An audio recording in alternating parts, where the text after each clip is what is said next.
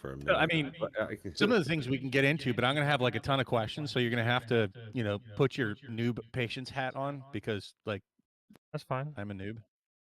Everybody's a noob. It's all you right. talked to him already. What's that?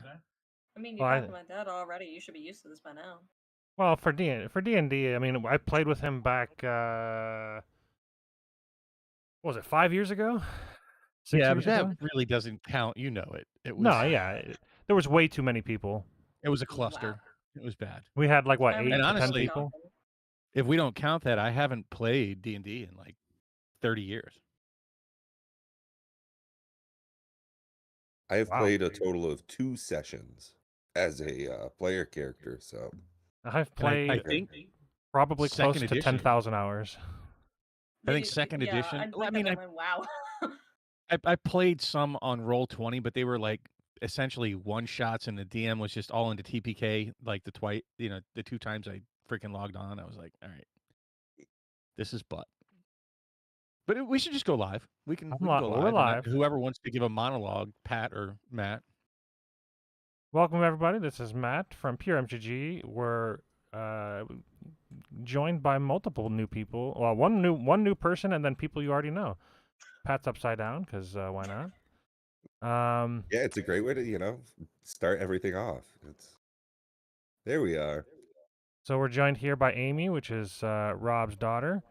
Hello. And we're going to be playing some Dungeons & Dragons. A little different than the Magic that you're used to on the channel. I'm looking at the camera like you can't actually see me yet. But I'm looking at the camera like you can actually see me. But yeah, so we're going to play some D&D. We're basically going to try to have like an off day of just whatever content we feel like streaming that day. And it can be Dungeons & Dragons, it can be World of Warcraft, it can be Path of Exile, like whatever we feel like playing, Diablo. And we're gonna just have like an off day Legends. of content like I'm telling you, Matt, you're gonna also not enjoy that as well. I've heard Minecraft property Matt doesn't like. No. I've heard it's good. Yeah, so it's that's not the way Matt rolls. You just have to convince him that he likes it. Exactly. Oh, geez, yeah. I didn't enjoying it. I don't want to get into the Minecraft thing, but I didn't hate Minecraft. No, I hated things about it. Right, yeah, I get that. Well, and we fixed it by the end, but you'd already kind of bounced. Well, I figured out how to get the teleport thing going, but by then I think it had run its course, to be fair. Like, Minecraft's just like one of those things that's great for like 2 weeks until you kind of, put 80 hours a week for 2 weeks, and then you're like, right. Yeah, I'm you done. binge it for a while, and then you put it down. It's like like Law and Order or something. You can binge it for 2 weeks, not watch it for months on end, and then just catch right up. It's definitely a take a break and then come back for it later kind of game. And it's always fresh. That's one of the great things about it. Speaking about what we're doing tonight, though, that's different than Magic. As Matt said, we're doing some D&D, and you're catching our session 0. So yeah, buckle up. I expect this to take probably a couple of hours. Would be my best guess to watch me fumble fart around and learn D&D all over again.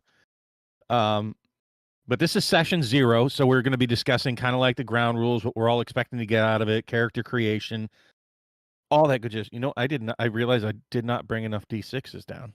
Well, it depends, like how Matt's gonna. And we haven't talked about it, so you're going to catch it all, right? Like this is set all my stuff to 20. Isn't that the best way to do it? Here, that's like those are like the if good we're going to numbers, roll right? it up, is it going to be off a chart? What kind of rolls if we're going to do them? Are we going to do what's allowed? Are we going to do like the alternate feats kind of thing?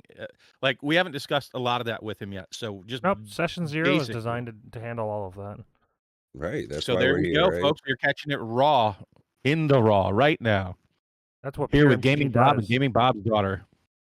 Okay, so I have to answer some of those They call questions. her Pure Gaming Amy.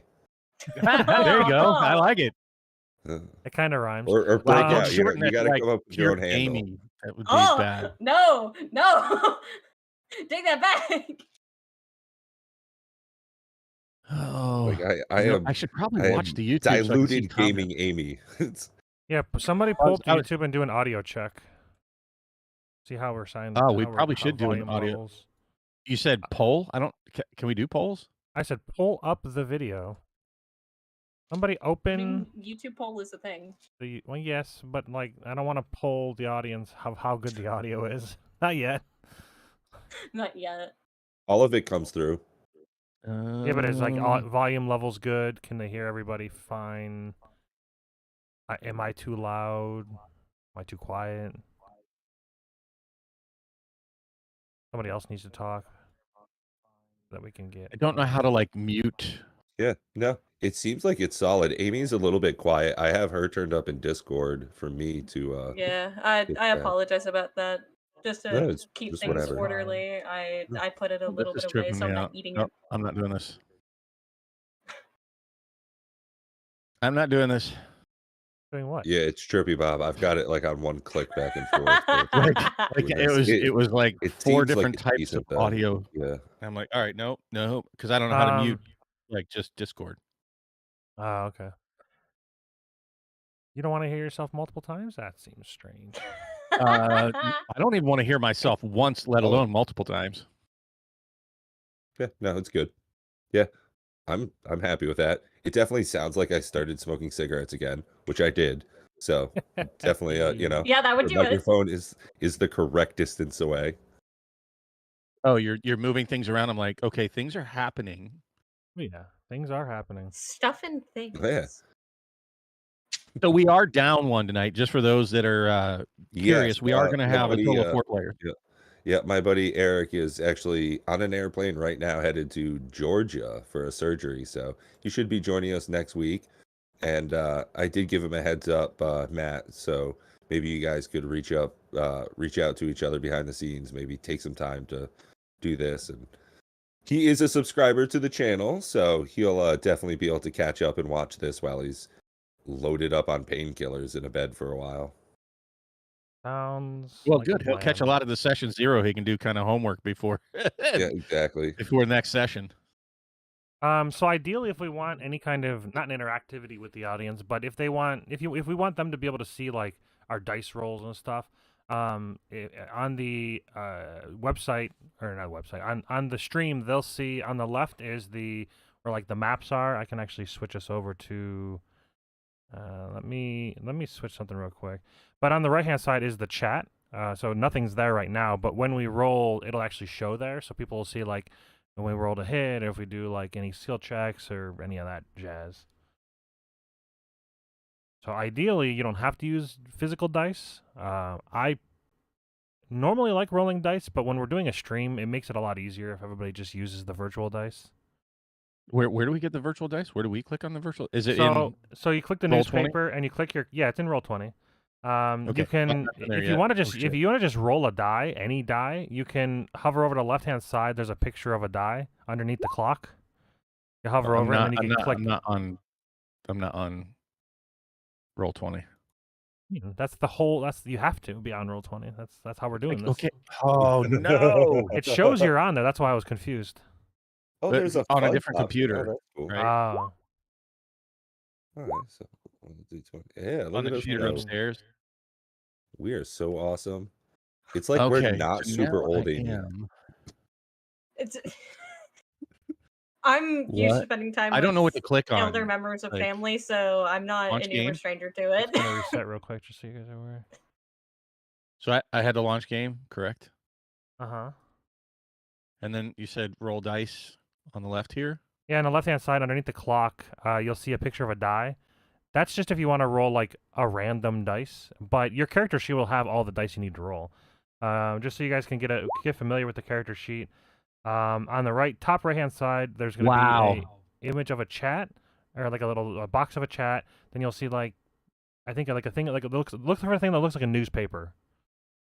I think that's called the journal. Yeah, it's the journal. You click on that, and then you'll see that there's silhouettes of characters that have your name on it. So you click on that, and that'll open up your character sheets. You've already lost me. Mine's not on the left; it's on the right. I said top right. Did I not? No, you did. Okay, yeah, top right, newspaper. I was telling you about the dice. If you want to just roll a die, it's on the left. But if you want to like actually see your character sheet, yeah, you got it. Well, I didn't see it on the tubes. Yeah, what I need to do is I need to switch it from you. It's looking at the DM version right now. I need to change Discord or OBS. I need to stop. There we go. Jeez, look at that giant shite roll. 3d20 and I got a 15. Pretty good. That's terrible. Let's hope I don't roll like that, like when we actually have to kill something. We're exhausting all the bad rolls now. We're getting all the good and bad luck Exactly. out. I got a 4, a 5, and a 6 on a d20. 3 of them. Woo! Shake off that bad juju. So we're not All right, letting so him do anything important. I'm in the character sheet. All right, so maybe we should talk about some things first, I guess. I'm gonna let Yeah. you lead, Matt, since you're the leader. Pat rolled an 8. All right, we'll just get it out of the way. Just roll a real high 19. Easy game. Easy clap. So. Oh, is that you, Matt? Yeah, Paleo. So the Paleo Gamer was an old. It's basically just an account that I use on Roll20 to show the stream. Like right now, if I share my screen, which it actually is right now, if I switch to like the map, it'll have like all the labels and like all the things that you guys aren't supposed to see. So then I have a second account added in here so that I can share that window. In order for you, in order for the stream to kind of have the same kind of experience as the players. Right. Otherwise, if you pull up the stream, you'll see crap that you're not supposed to see. Behind the curtain. Yeah. I get you. Yeah, I was at one point streaming where like the players couldn't see it, but the stream could. But then like if they ever pull up the stream for something, they can see stuff they're not supposed to see, and I had players that aren't trustworthy, so you know. Yeah, and so on that note, I am trying to just like have a fun time playing Dungeons and Dragons. Like I said, I back in the day, I really wanted to play some D&D, and I didn't have anybody that would want to play with me that like knew how. So I was like, hey, screw it. I'll take the load upon my shoulders, and me and some friends started playing D&D, and I was the dungeon master for like 5 or 6 sessions. And then the pandemic hit. So we stopped playing D&D because, and then we just never picked it back up, and we all actually like got back into Magic. So like my pod is my old D&D group, and I got to play 2 games as a player character with some people at work. But I had a terrible time. I really disliked one of the other actual humans that was in our play group. That's a bad. And then, that's a bad experience. luckily, like it just kind of stopped happening over the holidays last year. For like October to December, we just had a bunch of holidays at work, and people stopped showing up. So yeah, I'm really looking forward to this, and I just want to have like a good time. I'm not looking to do any griefing. I don't want to, backstab or steal from people. I'm actually thinking about being a paladin, so I have a mild amount of tankiness and healing I can provide to the group. Sounds good. Yeah, let's just do that. Let's go around the table and tell our experience of D&D. So who wants to go next? I volunteer, Dad. No! No! I said it first. No! I mean, I don't mind going next. So my involvement with D&D started way back in like 1984, maybe 83, 84. It was the original. There wasn't even second edition yet, right? But I mean, I'm old, and it's been 30 years since the last time. Well, that just means that you've been having more fun playing Dungeons and Dragons over these years than I've ever gotten to play. So I'm just jealous, Bob. That's what it is. I'm purely envious of your experiences. I mean, my experience with Dungeons and Dragons has been wildly varied. I think the best time I ever had, and it had a lot to do with the group, was it's second edition when I was about 19 years old, before I joined the military, and yeah, we played. Oh, good Lord. I think I got up to like around level 12 or so. So it was several months, that we were playing, probably a good 8-9 months or more. And I loved it. But then when I got in the military and started getting together with people, like I'm a nerd. I'm a giant nerd. Amy can attest to that. I'm a nerd in many different nerdy ways, but one of the nerd ways that I am not a nerd is the role-playing aspect of Dungeons and Dragons. I don't like doing silly voices. I don't like escapism to become my character. It's a game to me. Yeah. I love Okay. I cool. love the rolling the dice. I love figuring things out. That doesn't mean I can't do things within the theme. Like I understand that there's a story going on and staying in that, and I'm not completely third person from it, if you will. I'll make Right. actions Yeah. based on if I were there, right? Hmm. Within the confines of a fantasy world. Matt and I tried playing about 5 years ago with our board game group in my house, and that was definitely my mistake. We invited 9 people, and so Oh, it jeez just took Louise. forever to get Yeah. around to your turn, and people would get bored, and it got sort of discombobulated. No, it's no offense to Matt whatsoever. It's just, it was a learning experience that he had even warned me beforehand.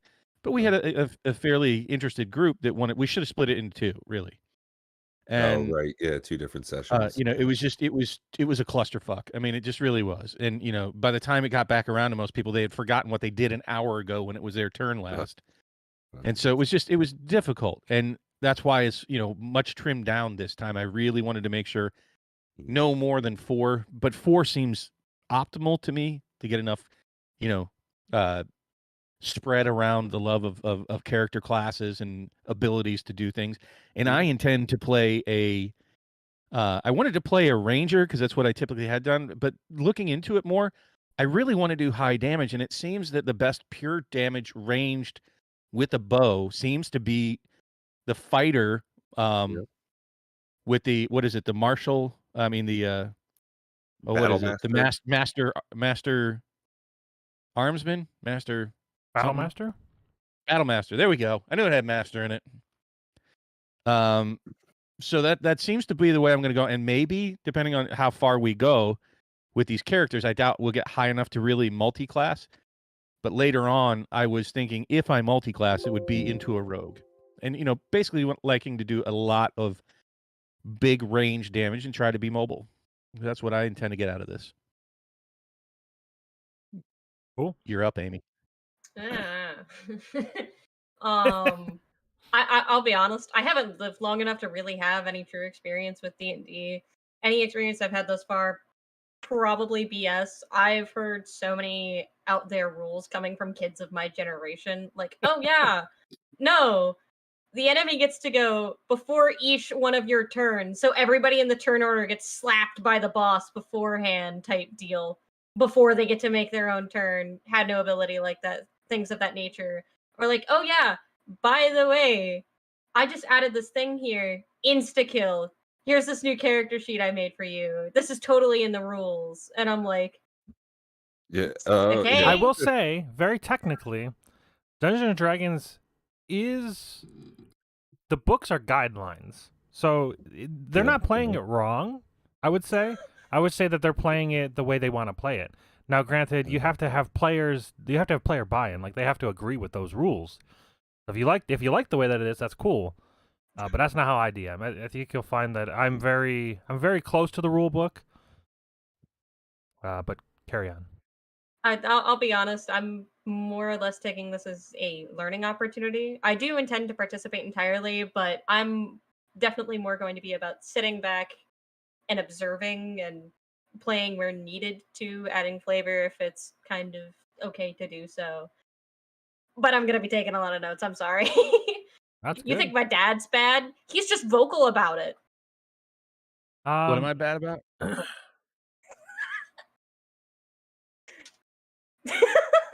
Sorry, Dad, you look totally lost. He'll interrupt anybody in the middle of like a long explanation. Like, What do wait, you mean? I don't understand. I don't understand. You will raise your hand What are you every trying to 5 say? minutes. What? Yeah, I live with him. Yeah. You think it's bad just talking to him every now and again? I live with him. I don't explain things to him because of it. What about you, Matt? Why don't you share your experiences with the audience and your D&D So I've history? been playing D&D since I was 13. I'm now 34. I would say there was a little bit of a gap, probably a few years where I didn't play. But other than that, I've been playing. I started with first and second edition. I was a player back then. We had a dungeon master that was very old school. He was the dad of my friend, and he had played with their family, and it was just a family thing for a long time until I became worthy, I suppose. his dad was a very interesting guy, but he was like, "This is family night. Nobody else can play." But I'm like, "But I want to play Dungeons and Dragons. That sounds cool." And then after a little while, after I became like a good friend, then I was able to play. So then I played that for until I was, I don't know, it was a long time. First and second edition, I loved at the time because it was the only thing there. And then third edition came out. I didn't play much of that. Fourth edition came out. Didn't play much of that. I have very little experience with those two editions.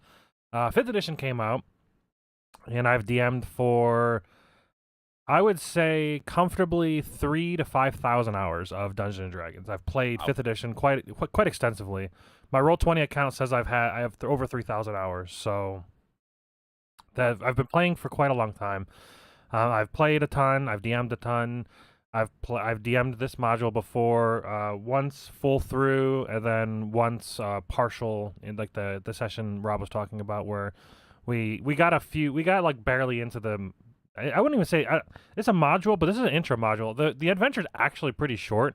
You guys could probably get through the entire adventure in like, I mean, if we play every week for a few hours each week, probably a month or two, maybe a little bit longer, depending on like how in depth we go to certain areas. Some areas can be skipped, wow. so it's a very short. Like there's only, what is it? Yeah, there's only there's only 4 chapters, 4 parts. Most modules have like 20, so this is definitely a very intro level dungeon, which is cool. I think that's fine for us, and we, Yeah, if we decide, I picked this one for a is reason. good. I currently dungeon master on a different YouTube channel. We're doing the Curse of Strahd campaign, and that is a much more in-depth, much longer campaign. And I wanted to pick something. If I was going to DM a second game, I wanted to pick something that I've already DM'd and that is fairly short in case it isn't enjoyable by some, or if people just want to give it a whirl and don't want to commit for too long of something. This is definitely it's one of the most popular intro level, campaigns there are. So it's a perfect thing to start with. But as far as my DM style is, what was that? I was going to say I think that's perfect for what we're all collectively kind of here to do. Especially since we're adding this to our stream. Yeah, that too. Like this is a pure Magic the Gathering channel, and we're going to be doing some other stuff here. So we want to make sure that people are also okay with that. If need be, we can stream on my Fables on Tables channel. I'm sure the other group would be fine with it. And that's all we do on that channel is play Dungeons and Dragons. So if the Magic crew, the Magic channel, if they don't like it, then that's fine. We'll go elsewhere. We'll take our game and go elsewhere if need be. And then as far as my DM style is, I stick to the rules pretty much. I wouldn't say to a T. I'm not a stickler for the rules. I'm close to a stickler. I like things by the rules because it makes it. I'm just an arbitrary. I'm just an arbiter. I'm here to facilitate the story. I'm not here to be biased. I'm not going to intentionally like grab things and kill people. Like I'm not going to go out of my way to bend the rules to attack the players or there's no vendettas or anything. At one point, I was an adversarial DM where I'm like, it's my job to kill the players, of course. Like I need to challenge them and I need to kill the players. And then I learned over the course of playing that that's not actually a Dungeon Master's rule at all. I mean, I guess it could be if you like that style, but I think my style best is now to, like I said, just facilitate the story. I'm here for just kind of an arbiter, a mediator, a guide. I'd say you're a fun facilitator. How's that? Sure. So I'm excited about this. I mean, I've been digging into it, and I don't even know where we go next with this after the intro. So what do you want to see us do next? I already described that I want to do a ranged, and I have questions about that. So dig in, people. There's going to be hopefully Matt sharing his wealth of knowledge with us about different things. And I'm ready to start with a list of questions, but I'll, let you guide us where we go next. Well, probably roll stats for your character. Okay. I guess I can save some of my questions till it's more relevant. I mean, you can ask and while how you're are we rolling. rolling stats? So it's 46. Take away the lowest die. You roll that 7 times, and you take away the lowest result. That's how I do it. The standard is there's a standard array you can pick from. I think it's 15, 14, 13, 12, 10, 8. Those are the scores you're able something to like put that. wherever you want. Or you can roll. You guys can have the option if you want. If you like the standard array, that's cool. If you roll, there is a minimum that there's a fail safe. There's a minimum you have to roll. I think it's 68 total. So if you roll and your stats are like real poo poo and you're like, man, this sucks. My character's gonna be trash. If it's below that 68 mark or 67, something like that, you're able to re-roll. And but if you like the standard array, that's fine too.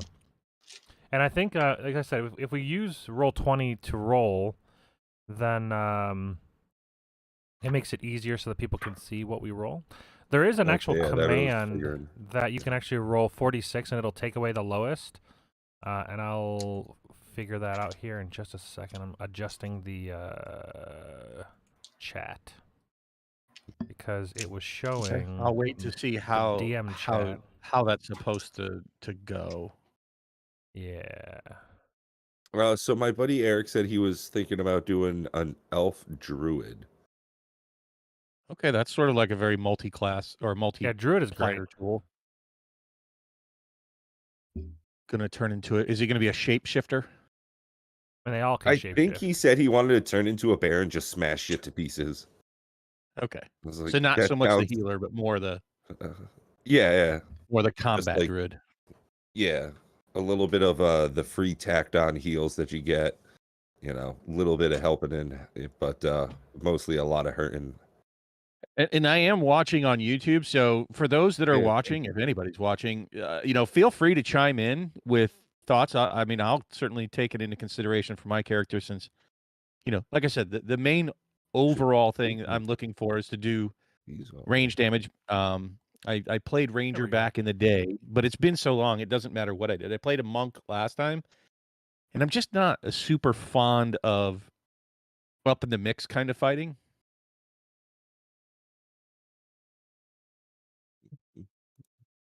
I don't like attack of opportunity kind of stuff, so that's why the rogue will become part of my build eventually. Okay. I heard a whoop. Yeah, the whoop is the rolled noise. You can turn that off if you hate it, but some people like it. I don't. It actually kind of excites me. Is that wrong? All right. Okay, I'll have to see how do I make it so it doesn't roll. I can add it to. I guess I can add it to Discord. So there's a macro. What if I just remove one of the brackets? Does it? Okay. So that right there is they call it macros, but it's just coding that they put in there. So the 46 D1, it's basically saying roll 46, drop the 1, but you have to add the second bracket. I'm not seeing any of this, by the way. It's in the chat for Roll20. So when you're in Roll20, top left or top right of the panel, there's a little like chat box you have to click on. Okay, gotcha. Cool. And then you'll see my result. Well, you roll 7 times, take away the lowest of the 7. And you only rolled 2, 4, 5 times so far. So roll 2 more times. So now you take away the 8. So you've got basically the standard array. Yeah, right.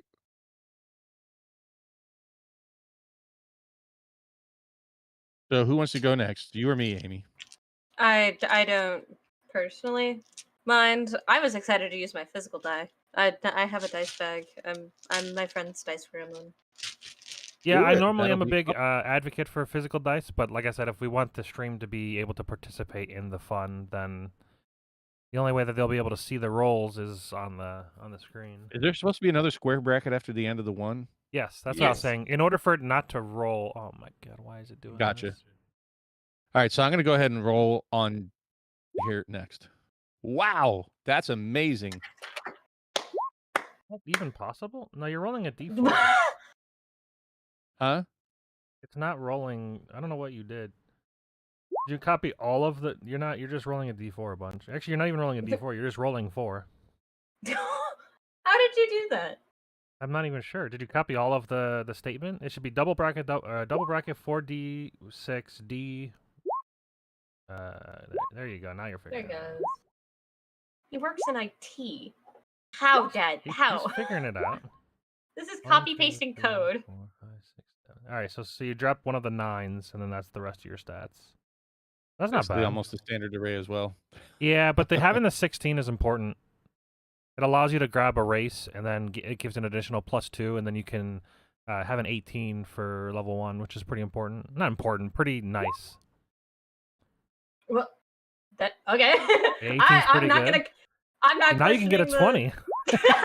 Holy crap, these stats are nuts. I can't make this up. Wow. Wow. That's Am I Way to cheating? go, Amy. that's God, pretty am I good. cheating? Excuse me. No, you can hover over the dice to make sure that it is rolling correctly. You just rolled a ton of 6s. The first one you rolled 6, 6, 6, 4. Second, or the first one was 4, 6. You rolled a 6 in every single stat, basically. So your stats will be everything minus one of the 13s, which is pretty solid. Sorry. I'll donate. That's good. You need a strong character. Yeah, for sure. I'm trying so hard not to do the one punch build, but it's stacking up to be really funny. So what you do now is you click on the journal, and then you can pop out your character sheet from there. That's at the top right, the newspaper, and then you can go back to your stats and you can implement those stats into your character sheet. You can put them as placeholders for now. You can put them in whatever order you want, and then you can move them around as you see fit, depending on what race and what class you decide to pick. Pat, do you know what you're playing? You said you were Paladin, maybe? Yeah. Paladins are good. They're real versatile. They're good frontliners. They have a little bit of healing just in case the party doesn't have any healing. They have just enough to, bring people up from Right. So being that unconscious. was the fun experience I had in the couple of sessions I was playing previously. Was I had done a paladin similar to what I'm building up now, and I got to do lay on hands. And since I was a grody dwarf, I would just lick my finger and stick it in people's ears to bring them back to life. Or what Willy of healing? Yep.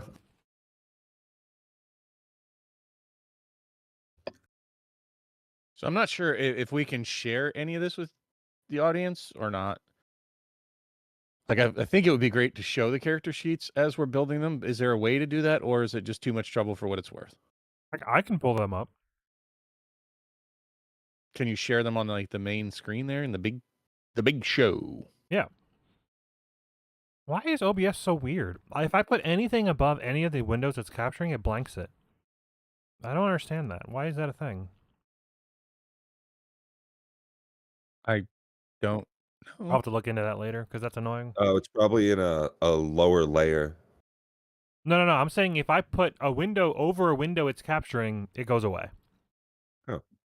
Yes. I can't click off the window. I have to have it visible, which is doesn't the technology exist where I don't have to have it visible? That's fine because I can't cover Discord. I can't cover this. I'm glad I have 3 monitors, or else we'd be screwed. All right. So as far as character sheets, I mean, I can pull up each individual character sheet in the big window. So maybe we want to do that and kind of share the build as we're doing it with the audience? I think we have the time. Yeah, I mean that's fine. I'll pull up each character sheet individually. I don't know how well they'll be able to see because the font is kind of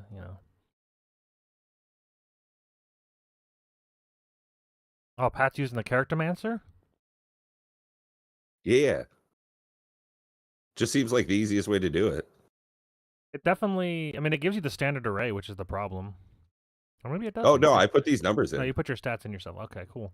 Yeah. And it's already factoring my constitution bonus from being a beefy little dwarf. Oh, I see, yeah, because there's an ability score method. Ooh.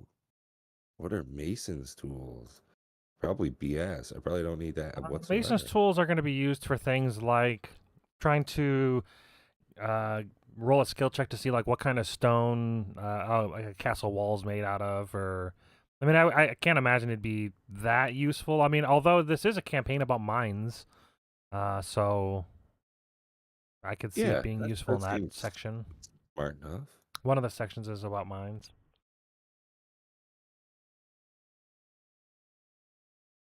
Yeah, stone cutting. Stone cunning. Whenever I make an intelligence history check related to the origin of stonework, I am considered proficient in history and add double my proficiency bonus to the check. Let's see. Bitches.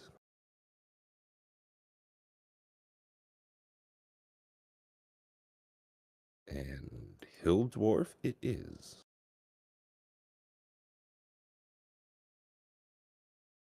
Oh, my maximum hit points go up by 1 every level. Oh, I'm going to be such a strong little shit. I'm going to be able to pray so hard. True. All right. Any questions while you guys are looking over character sheets? Any? I got all kinds of questions. Fire So away. I'm a Yeah, human. let him do the talking. Yeah. I'm waiting to give people, the chance to. So humans get a +1 to all stats, right? Yeah. Yes. Unless you go variant human. Variant human is +1 to 2 separate stats, but you also get a feat. Yeah, if you want to be like really broken, a variant human is a great way to start. Actually, technically, if you want to be really broken, you go custom lineage. Custom Jesus. lineage is something they brought out recently, where you literally pick whatever the hell you want. How you make up. It's basically a character editor.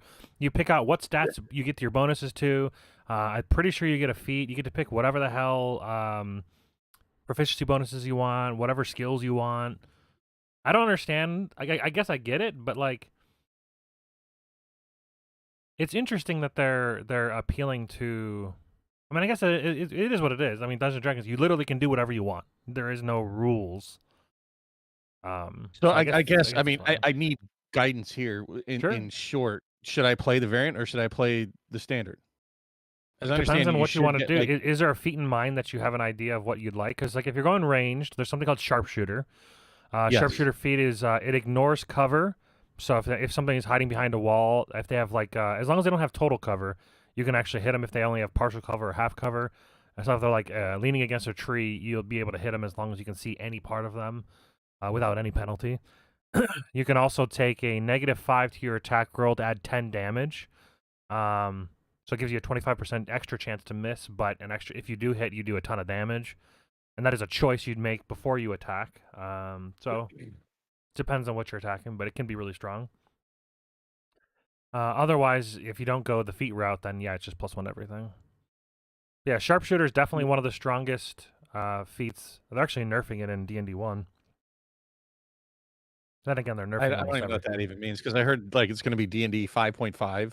Or I No, don't it's understand called what's gonna it's called happen. 1D&D, and their goal is to have it be the last edition that they ever make, and they'll just incorporate everything into the other edition. But I don't understand why they just wouldn't do that with 5th edition, because 5th edition is the most played and the most loved. I'm So they guessing. can sell another set of product. Well, it's Right. that. I'm sure it's the corporate level product or corporate level of being able to sell another product. Which makes me think that it's the last edition they make until the next time they make another edition. Yeah, it's like Ozzy's final farewell tour. Yeah, it just or Aerosmith, aren't they still on tour? Farewell or Kiss, think they aren't have they a still rec- farewelling? I think they're going to Maybe. farewell until they're underground. Yeah, they just drive an ambulance around full of Aerosmith. Well, their tour buses are Hearst. At Jesus anyways, Christ. Welcome to But- Pure MTG plays the darkest campaign you've heard of.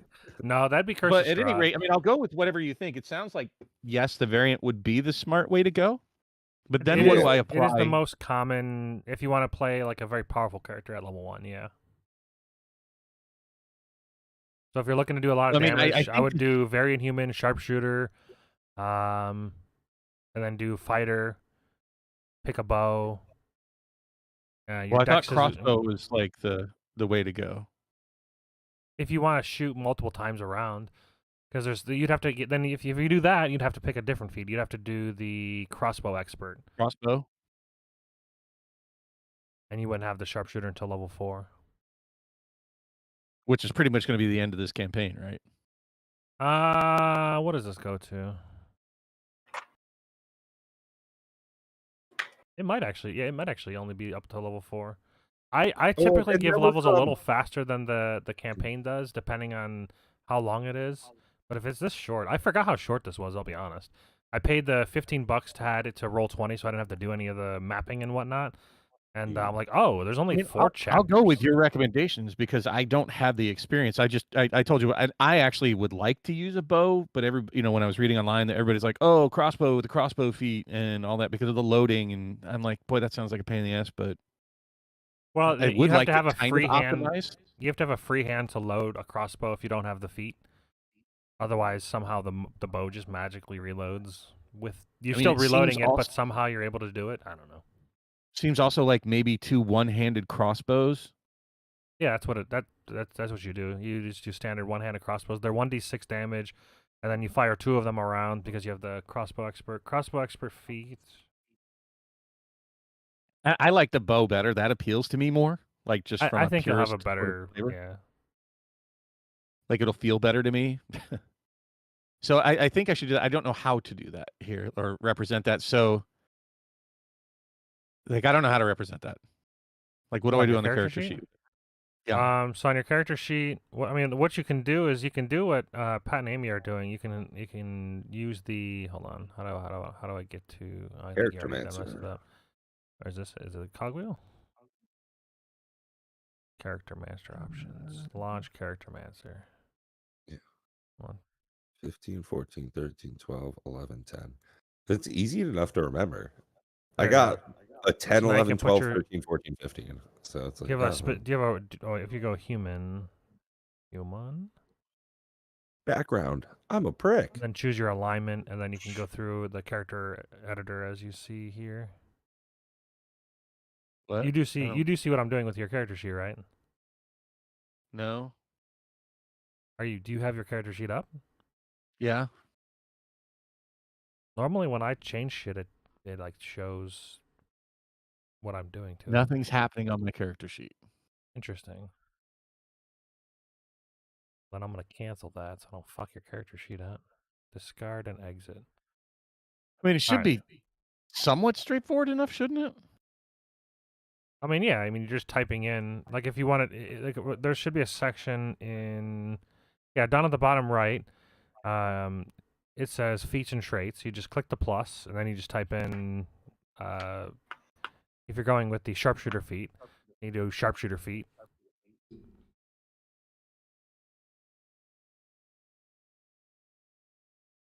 It's wait, what? It's not source. Oh, feet. Source is like feat, yeah. And source type you do Source human type? variant. Human variant. Like where'd you get it from? It's not like coming up with anything.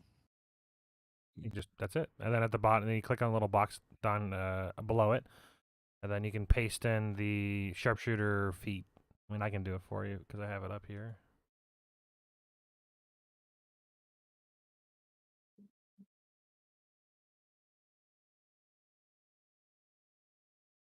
I don't see it. What about now? And I keep flipping back. There, now I see it. So now you'll have the sharpshooter feat, and then if you need to, there's a little like bubble. When you hover over it, there's a little chat bubble to the right where it'll like show people what it is. There you go. Yep. All right. So should I add the +1 to stats? Like clearly dexterity is my primary. You pick 2 to give +1 to. What I don't know enough about D&D, especially with 5th edition. What would be a best secondary stat? Would it be strength, constitution? If you plan to be ranged, it probably would be. I mean, probably constitution, just to be hardy to make sure you're not dropping every time. It could be wisdom. Should I swap the 15 with the 13 then? Yeah, I don't think you use strength at all.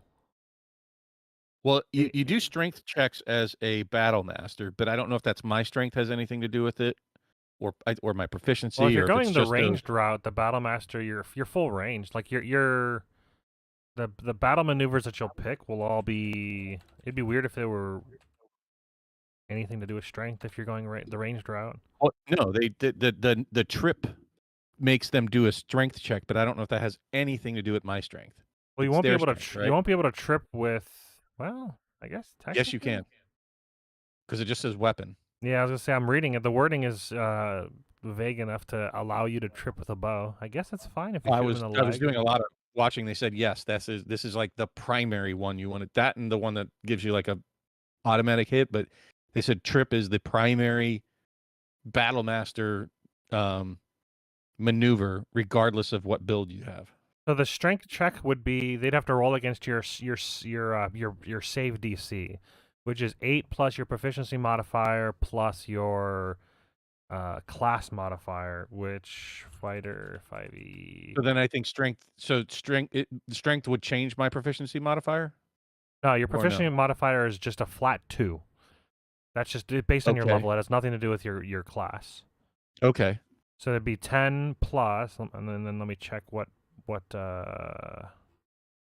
it uses as your maneuver battle master.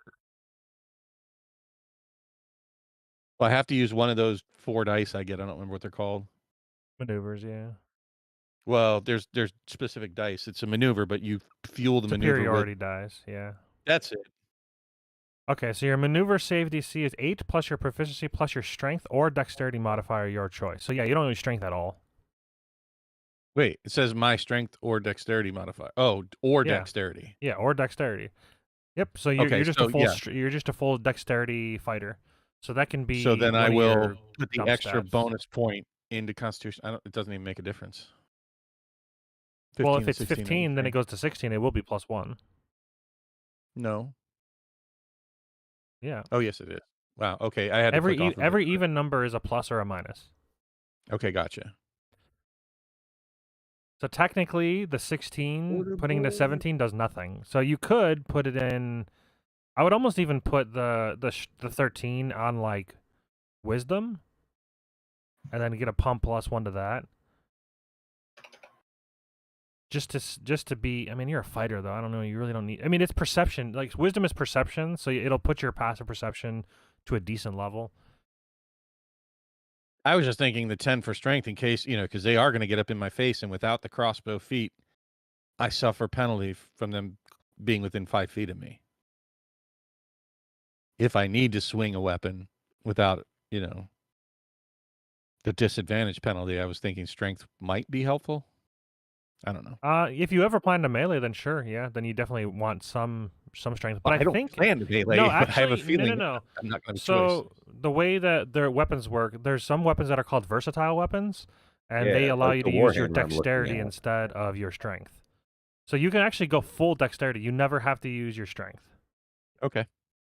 Just make sure that when you pick your weapon for your starting package or whatever, you want to make sure you pick a versatile weapon where you can use either strength or dexterity, which is something like I think a scimitar is one. Warhammer. Okay, I'm not really sure. I guess we'll get to the gear here in a little bit. When I was reading up on it, like my starting package is pretty much a bow, like a bow and leather. That's versatile might actually not be the right word. Versatile might be the one that lets you use 2 hands or not. I think versatile is the 1 or 2 hand. Oh no, it is versatile. Yeah. Can you use dexterity for a versatile weapon? And versatile is seen as a property that governs by strength more than dexterity. Okay, so it's not. So what's the word I'm thinking of? finesse, Yeah, finesse. That's the one. So you want a finesse like weapon. daggers and rapiers and. So versatile allows you to use 2 hands or 1. Finesse. Yeah, when making an attack with a finesse weapon, you have your choice of strength or dexterity modifier for the attack roll. You must use the same modifier for both rolls. Yeah, that makes sense. Finesse. Yeah, so you want finesse weapons. So your best finesse weapon is probably a rapier.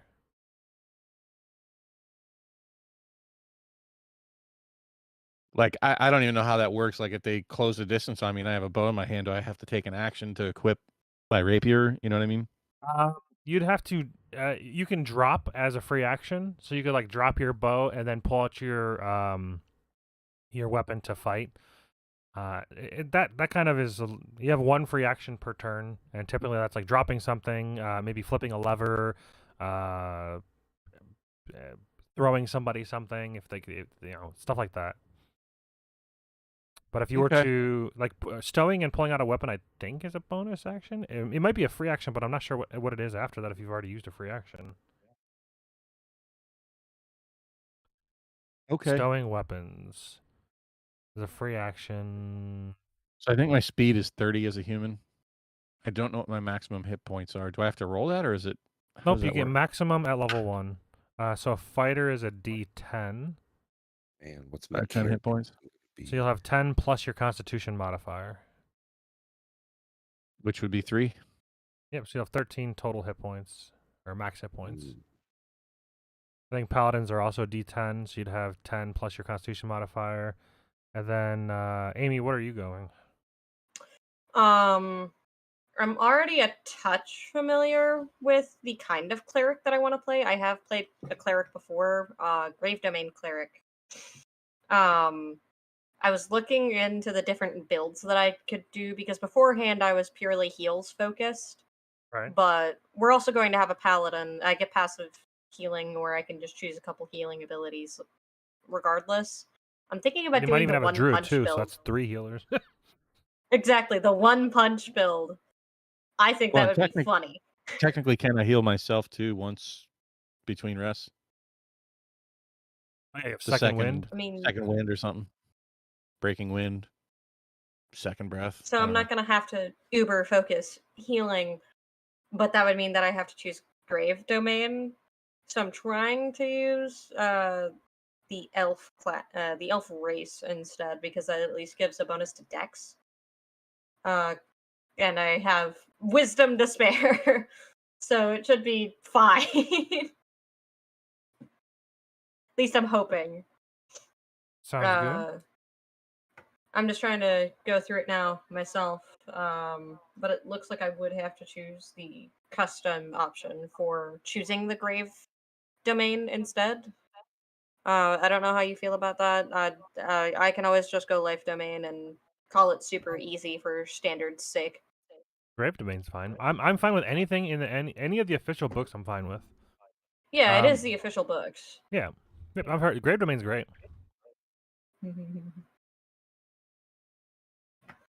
Let me see if I can't scroll to it here somewhere. Okay, so apparently one of the rules, or one of the devs ruled it that a free action can be used to swap weapons rather than spend your action to draw and stow. So I'm cool with that. So if you want to swap your from bow to rapier, then it would just be your free action for the turn. Perfect. Like I said, I'm not a huge stickler for like I like to make things easy. So if you want to swap weapons, that's just your free action. Giving potions is an action, but taking potions for yourself is a bonus action in my games. It just makes combat flow a little easier. Taking an entire turn to drink a potion sucks. It just doesn't feel good. So that's one of the rules that I change. Trying to think if there's anything else. I do use inspiration, but sometimes I forget. So if somebody does something cool, the players can give initiative out if not initiative, inspiration out if I forget. So if somebody does something awesome, feel free to just say vote for inspiration, and then I'll concur or deny it if I think it's too silly or stupid. I probably won't deny it. I don't even know what that means. Inspiration is like a lucky roll, so it allows you to like. If you have inspiration at any time, you can when you roll a die, you can be like that die roll sucked. I'm going to use my inspiration to re-roll that. And you have to take the whatever the highest of the two results is, but it's just kind of a little bit of something that the DM can give out if somebody does something cool. If the party does something valiant, if they like save somebody that when they didn't have to, just something that the DM can give out as a little reward for that isn't like money or items. It's at the top left of your character sheet, underneath your character name. There's a little like it says inspiration. When you click it, there's like a little dragon icon that comes up. So if you have that dragon icon filled out, then you'll have inspiration there. I don't know what that means. I just told you what it means. I'm looking. I don't. This one right here. See this little box? Click. Oh, I gotta flip back and forth. Yeah, on core. What little box? There's a little dragon, top left where it says inspiration, right there. Oh, gotcha. Okay, gotcha. Now I see Yeah, it. so when that's filled out, you'll have inspiration. That's like your free reroll for anything. You can do it before or after the roll. I don't know why you'd ever do it before the roll, but some people do. I'm That fine with seems waiting. silly. Yeah, well, some people like they want to like remove the idea of like being able to influence the role based on like what the role result is. So they want to just be able to like. Some people want to like be super immersed. Oh, that was the other question that I was gonna have. On a scale from 1 to 10, 1 being zero role play at all, and 10 being like critical role style where you're like in character talking about the farts that you had this morning and the great breakfast you ate and that kind of role play. What levels of role play are you guys looking for? Are you I guess we'll go around the table and we can try to average that out. So Rob, you already talked about you're not really like worried about in character like as so much, but what I'd kind give of it like level? a 3 or 4. Okay, I'd say 3 or 4 for me, somewhere in there. Pat. Yeah, no, I'm right about there. Same deal. I created a character I had in my mind, but I'm not planning on doing any funny languages. I am looking at making some call outs, but I'm not gonna do any voices, any of that shit. But I Sure. definitely plan on being thematic, gonna lean into it. Maybe a 3, maybe a 4 at the most. So, with a 3 or 4, is that if you walk into a bar and an NPC, are you going to talk to the NPC, or are we just going to go? The NPC asks you to go do this quest, go do the quest. Are you going to be like, hey, how's it going? Do you actually want to like interact with the NPCs at all with the 3 or 4, or are you more interested in like you talk to the barkeep and he gives you this general idea of this, and then you're like, okay, cool. Thanks, I like and then that you leave. option better personally. I like that third person sort of Yeah, detachment yeah. personally. Yeah, I want to ask the barkeeper how much, price is on a flagon of ale. He just And gives you the answer I'm as fine with opposed to you like not speaking. If you want to speak in character, Matt, that's fine. But I'm also totally fine with you saying, he let you know it's 2 gold. well, yeah, I'm not, it's not up to me. It's up to you guys.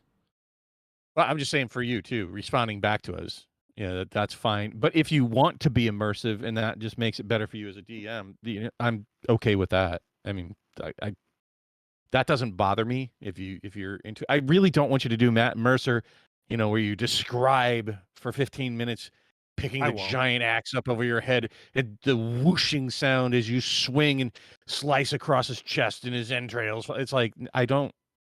Please, did I hit or miss? I don't need to describe the hit. Yeah, I don't describe every hit. It like takes way too long. Combat's already long enough. Like the way they do it, it makes combat take like hours. And But you I say, like you missed so badly that you stuck your rapier into the door, and it's going to take you a turn to pry it loose. Okay, cool. I don't do stuff like that. I don't do critical fails and critical successes or anything. But like you that. understand what I'm saying, right? Yeah, like yeah. describing. You want to play old descriptively, school. You want to play old school. New school is like the new. I'm old. No, that's fine. I just want to make sure that we're all on the same page. And then Amy, what about you? Yeah, no, I have done improv for most of my life at this point, but I'm not gonna sit here and role play with my dad in the chat. I'm sorry. I'm not doing that. I humiliate myself enough at home already. I don't need to take Oh, that a step pressure's on for further. me. Oh man, I did a character on our Sunday game over on Fables on Tables. If you guys are interested in more role play, then go there. I did a character. She's a night hag. Her name was Cacklespore. I got into that character so good. I loved it. It was fucking great. Yeah, I mean, I don't want to ruin anybody's happy, but it's funny because like in like MMOs, like WoW, if you get onto like a role playing server, you have like, yo, TCG dude and William Howard, hello and welcome. Like there are some people that get really into that and just won't talk to you if you don't talk in character in chat. Like, okay, I'm sorry, that's not me. I am not a bard. No, I am not TCG dude. Especially not in the D&D movie, because what I understand, he's not truly really a bard. He's just a musician. It depends. So, I like to poo-poo on the movie as much as I can, but technically, he didn't cast any spells, but he did inspire. He inspired a lot. So, that is what bards do. They're designed to inspire, and they're designed to be charismatic and maybe influence things. So, while technically he didn't cast any spells, he did do inspiration type things. So I don't know. The one where they had the druid shapeshift like 6 times in the scene, that was a little interesting. I don't know. They followed some rules and then they just like threw out other rules. It's like, I don't know. It's still, yeah, bards are great. I think they intentionally made bards very strong in 5th edition just to show how good bards can be. Yeah, because in other editions they were half casters, which means that every 2 levels they were able to get like the same progression that a normal full caster gets. And at that point they're just kind of watered down casters that can't really do a ton. But now they're full-on casters and they're way stronger. You can make an invincible bard that like is the best at basically everything. They have something called Jack of all trades, and they can't roll lower than a 9, and they have plus 12 to everything. And this can all be done at like level 6.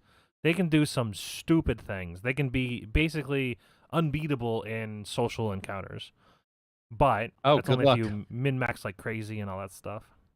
Yeah, I see there's like this weird like sheet. I like stumbled upon it literally as you were talking about it. It's like powerful build, halfling luck, arcane fighter. It's like I am not going to click any of this. This seems like the cheat code dick around page. So Amy, I don't see stats on your character sheet. I'm doing stuff and things. Mine's a touch more custom. They don't have it in standard Roll20, so I'm just adding all the stuff for Grave Domain. Otherwise, I'd be done by now. Yeah, unfortunately, if I were to spend the money to add in all of the yeah, no, I can type it in. I'm definitely the kind to do things for free if it takes like 20 more minutes of work or something. Right. Yeah, in order if I would be okay with spending the money. Like I've given the money. Like I bought this module. This was $15. That's fair. Some of the modules are like $60, which is kind of crazy, but it is a lot more work because there's more chapters and whatnot. But all the books, they're like full price. Like they're like full like hard. I own the hard books upstairs. Like I don't need another digital copy, and you can't even download those digital copies. They're strictly only on Roll20. It's like you don't really own it. You just own the ability to use it. It's like a license, but it's the full price. And that's just kind of, to me, I don't know. That's definitely not worth it. There is a package you can buy right now. It's a Dungeon Masters package that contains like 4 books for $115. And again, aren't you gonna have to rebuy stuff soon? Like the books and stuff, isn't that all gonna change? No, it's all compatible. The whole point of I know they're D&D compatible, but what I'm saying is, in order to take advantage of the new stuff, you have to get the new books. I'm basically waiting for D&D Beyond's virtual tabletop. It looks insane. Right. It's like full 3D modeling. Yeah. Like you can like move around the world, and your character's a full 3D model. It's like what is it? Unreal Engine? Like it's crazy. Like it's like a Unreal video 5. Game. Yeah, we were looking at some of that stuff, and it just seems like it's going to be ridiculous. So yeah, they're in early access probably by the end of the year, and then probably by the next year it'll be out for. I'll buy the books then. I mean, that sounds great.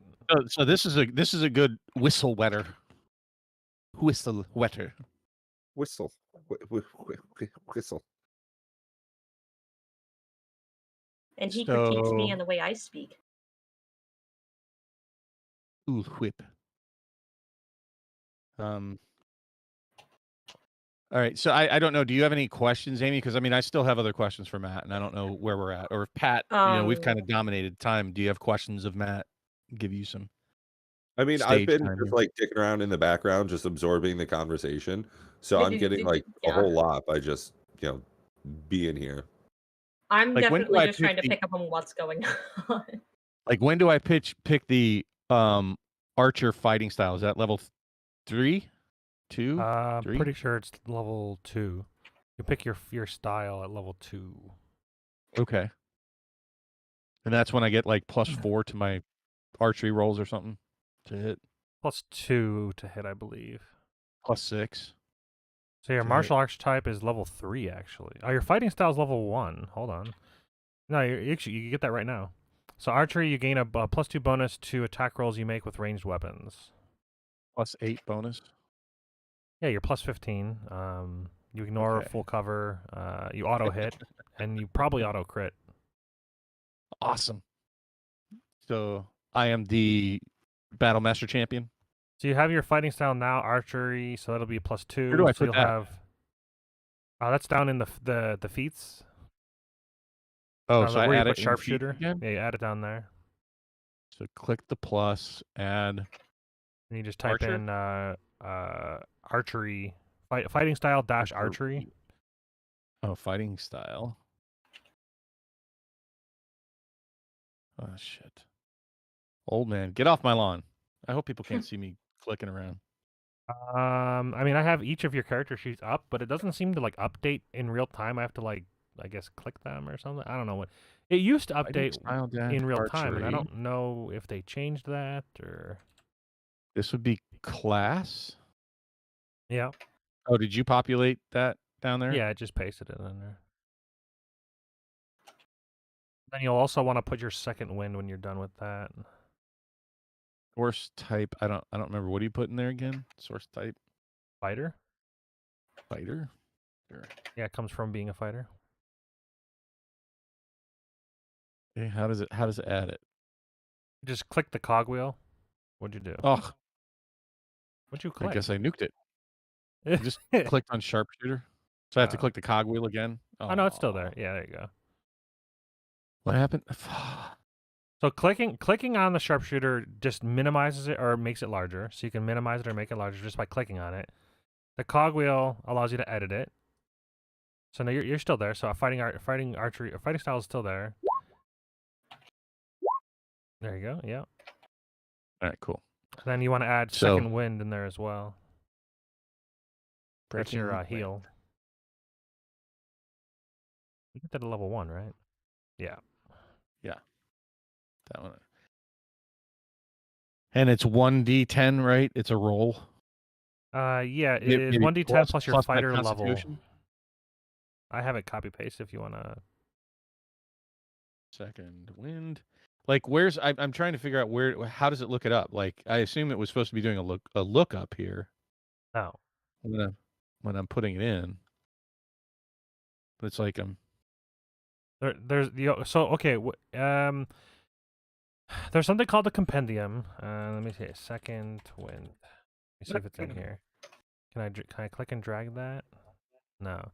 So I don't know exactly how it works if you have all the plus material. my fighter level. But in theory, think if I bought everything all the is- books, you'd be able to like click and drag each like thing from the book into your character I sheet. think this will be fine. Like, I think once we get past this, it'll be more play oriented, and it's already going to be on our sheets.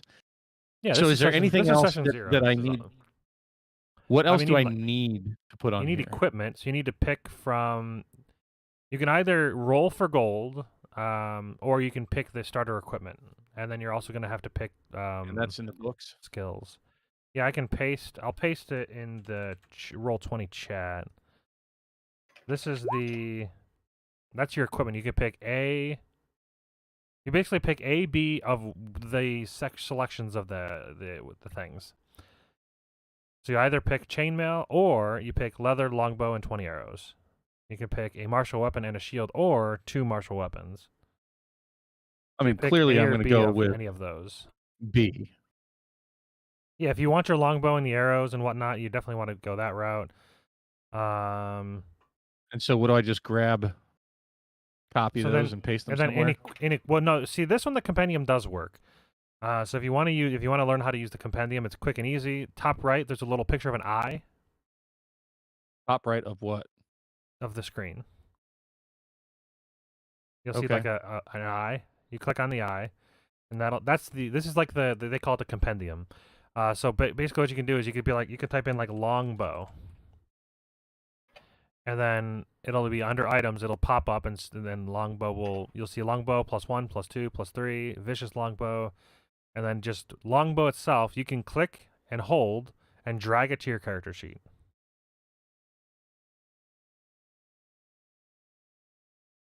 And then it adds it automatically into your character sheet. So that's ideally what most of things will do. And another cool thing about that is now, I just have 2. so it has it in your items and then it has it in your attacks. So now you can click on longbow and it'll attack for you. What I'm in saying the- is there's a number 2 down in the item name. Oh, that's its weight. Okay, gotcha. Yeah. I'm sorry. So go ahead, and you were saying?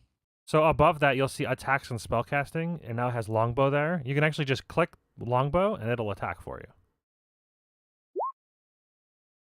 And then if you want to do the damage, you click on longbow, and it'll roll the damage.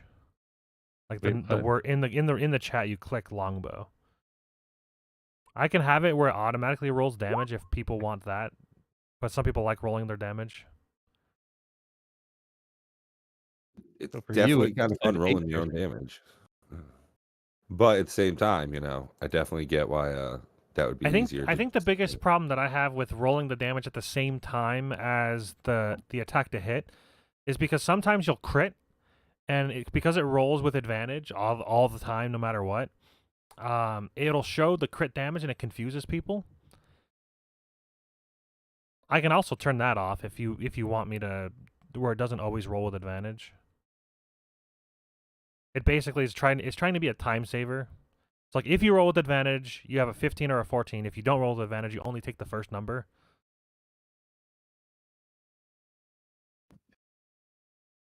Wait, say that again?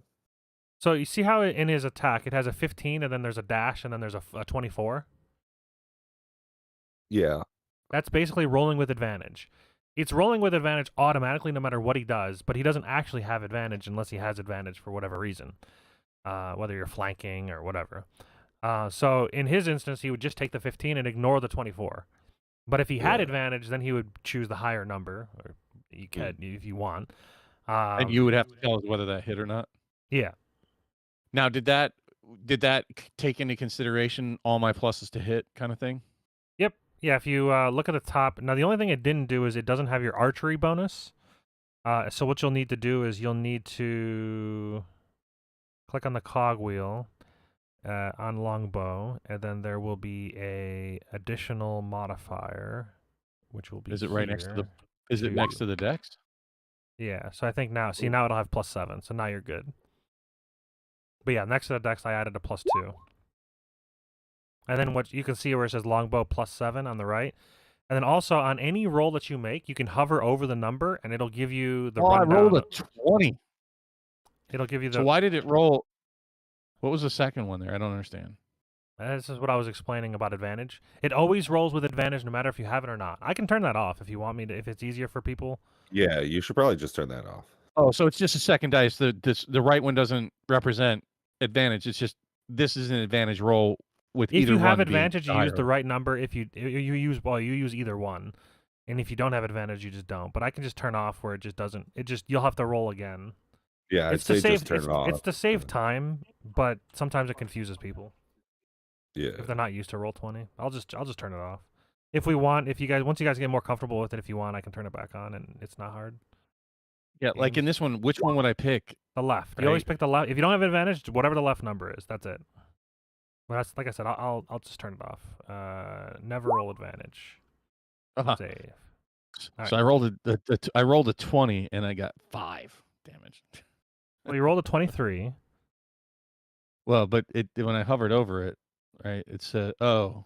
No, you got +7, so you rolled a 16. 16, yeah. Gotcha. Okay, I'm getting there. I'm a little slow. I'm old. Gotta so cut me now some slack, people. Do another roll. I want to make sure that You it's do another roll. It's saved. Okay. No, it's still doing it with Okay. advantage. So you say choose the left. No, but I turned it off. It shouldn't do that. You turned it off. I did. Ooh, I only got a 4. Boy, I'm getting worse. I guess refresh the page. Refresh. What? Like hit F5. Refresh Alt the page. F4. Got it. No, you don't want to do Alt F4. F5 is more ideal. Now close my character sheet. Yeah, then reopen it back up over in the journal, and then do another attack. I just want to make sure that it saved the. But I hope both Pat and Amy are watching this to don't have to stumble like I do through this shit. Well, I mean, I can always answer any questions they have if they got them. Well, now I gotta look. Still rolling with I gotta get advantage. familiar with this. Yes, Yeah. I have lots of advantages. I'm an advantageous Game fighter settings. shooter Let me guy. roll back here. Roll queries. Never roll advantage. Well, then what? Why is it doing it? Because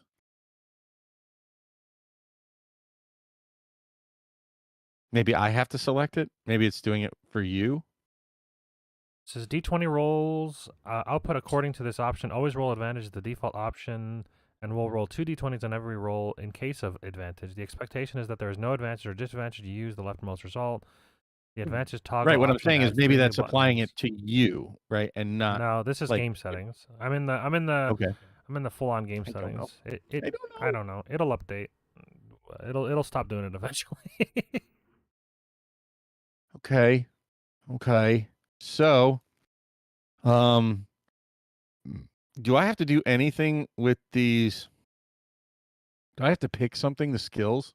Yeah, so skills, you have to pick 2 from these. Does it tell me what they do? Pick 2 from them. I think I don't know what they do. So I mean, it's pretty obvious what they do. Acrobatics is used Really? to be acrobatic. Yeah. What question do you have for acrobatics?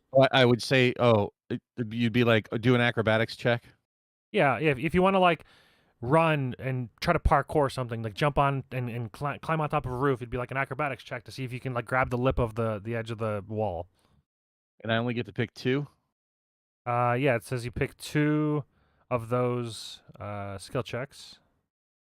Seems like perception, but I kind of want to. Perception animal allows handling. allows you to have a higher passive perception, which is good. Yeah, animal handling is good if you want to like try to get a companion at a certain point. You can have a animal It companion. seems good for like a ranged dude to have something you can say, go get in his face, and then I'm going to shoot him in the face. Yeah, Feels good. It's kind of like what you do in World of Warcraft. yeah. So I think I'm going to pick those 2. Good old Huntard class. Thank you. I am a Huntard. And then, it did a roll. It did a roll. Is that what that did when I clicked on it? Yeah. Ah, yes, it's doing rolls. Look at that. Gotcha. Learning. As far as like what everything does, Passive wisdom perception. I don't know what that does. You can explain that when it's pertinent. passive perception is basically like your ability to notice things without actively looking for them. So like walking down the street, if somebody goes to pickpocket you, having a high passive perception allows you to potentially see them versus not being able to. Just how aware are you without actively being aware? What's that? I wasn't paying attention. Your passive perception is how active. I'm just no, kidding. I know. Just yours is a 10. what? Y'all are creeping to 1,000 subscribers. Exactly. That's the goal. We are creeping because I'm a creep. Oh, by the way, my character's name is Ike. Do I Amy, have do you to have a fill? character name? I assume. I'm sorry. I was asking Amy if she has a character name yet. I am the worst person to name things. You'll find this out very quickly. There's a reason he didn't let me name the dog. There's a reason he didn't let me name the previous one. Well, I Google like character name generators and I just look at the cool ones. I'm not I'm not good enough. I think we're. That sounds like a great idea. If you don't mind me making a suggestion, since we have an audience here, and to give them some participation, Amy, do you mind if they come up with a name for your character? You know what? Go for it. It's probably better than what I'll come up with. with. Well, then ask them. Ask the audience kindly. I mean, if chat's all right with that. Like, yo, chat, any names? It's that simple. So, just in case you just got female here. Or male? Female. I'm gonna go in my comfort zone for this one. That's fine. A female cleric. And what race? I'm choosing elf, You said elf? for the one punch build. Yeah. So an elven cleric of the grave. There's something dark, like a Vraska kind of thing, or not Vraska. What's the other one? What's the, like, Ayara maybe, or Sheoldred? That's a little dark. That's pretty dark. That's she's like, pretty, she's that's pretty like dark. Boston level dark. Hey man, you said My Considering that. friends the call me soul of everybody. Shieldred, but my enemies call me Turgrid. Oh, Turgid would be gross. Turgid, nah, she's cool. I'm just saying that would be a gross name, but Amy hasn't played with Turgid. She does play Magic, kind of tangentially, but I understand the base rules of the game most of the time. like, is there an For Orzhov one? standard. I would think like an Orzhov, something. Asa? I was kind of saying Asa. What's the other one? What's the new one that's really baller? The 2-drop that gives you plus life, takes away life. Like when a creature comes in, takes away life, or it gives you life. Whenever your creature dies, it takes away life. You mean my commander? No, it's just like a 2-drop, uncommon, Yeah, legendary. My commander. I don't know. Is that your commander? Yes. He's got Death Touch. It's a 2/2 when a creature enters the Or battlefield. You gain Liliana. life. But this is a dude. Liliana might be. This cool. is a Lasso Ilkor? No, that's Sadistic not the one I'm Pilgrim? talking about. No, I'm talking about the one. It was from. Yeah, I don't know. This is Dominator Dominaria. United, maybe. Yeah, this is Dominaria. This is it. I'm telling you. When a creature enters the battlefield, you gain 1 life. Whenever another creature you control dies, each opponent loses 1 life. 2/2 for a 2 And that's a drop. dude. Orzhov. It's a dude. Look. I thought it was a girl. Oh. I mean, granted, this is one of the Funky Arts versions. I don't know if I have the normal one. And there's also what Teysa Karlov. I think it's a. Yeah, Teysa is girl, maybe. Teysa's another one. That wouldn't be a Yeah, bad yeah. name. Teysa, Taysa. Sherry Vegas, I love you, but a Chroma's like, I don't know. It's a battle angel, more red. Maybe not terrible. Avacyn is a warrior angel again. I know. Gloriana of the Dark was one of the suggestions from Prime. So Gloriana is one suggestion. Come on, Time Capsule, Cosmic, Benson. Throw out a name there for a kind of darker cleric. I'm glad you knew that was Time Capsule. I was looking at that like, well, I don't even know how to say it. Time Capsule? Time Capsule, yeah. Well, yeah, but it's like Tyme. Like, I don't know. Just it threw me through a loop for a second. At a quick glance, little stretch. I get it. But I mean, we do have a Chroma Avacyn out there as suggestions as well from Miss Sherry Vegas to help you name your character. Drusilla. Wow. What about Wednesday? Right. Or what's her mom's name? It's Morticia. Morticia, yeah. What I'm alignment are blank. you playing? Dynamite. What's that? I was asking her, Amy, what alignment are you playing or planning to play? I'm picking neutral. I don't want to pick chaotic neutral and use the motto for me because I saw how that went the last time and it was not fun for anyone, including the DM who got mad at me consistently. So Morticia is another one that's tossed out there.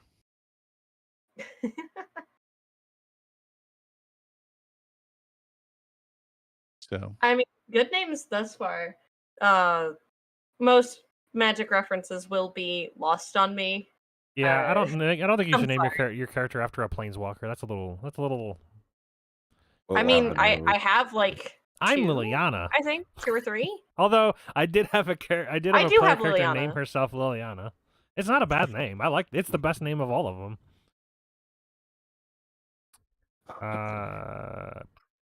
Volrath. Wow, these random names are funky. Sarglia. Then you got Ratha. Who was the Navis? Chuck Norris. Ratha. I'm liking Chuck Norris.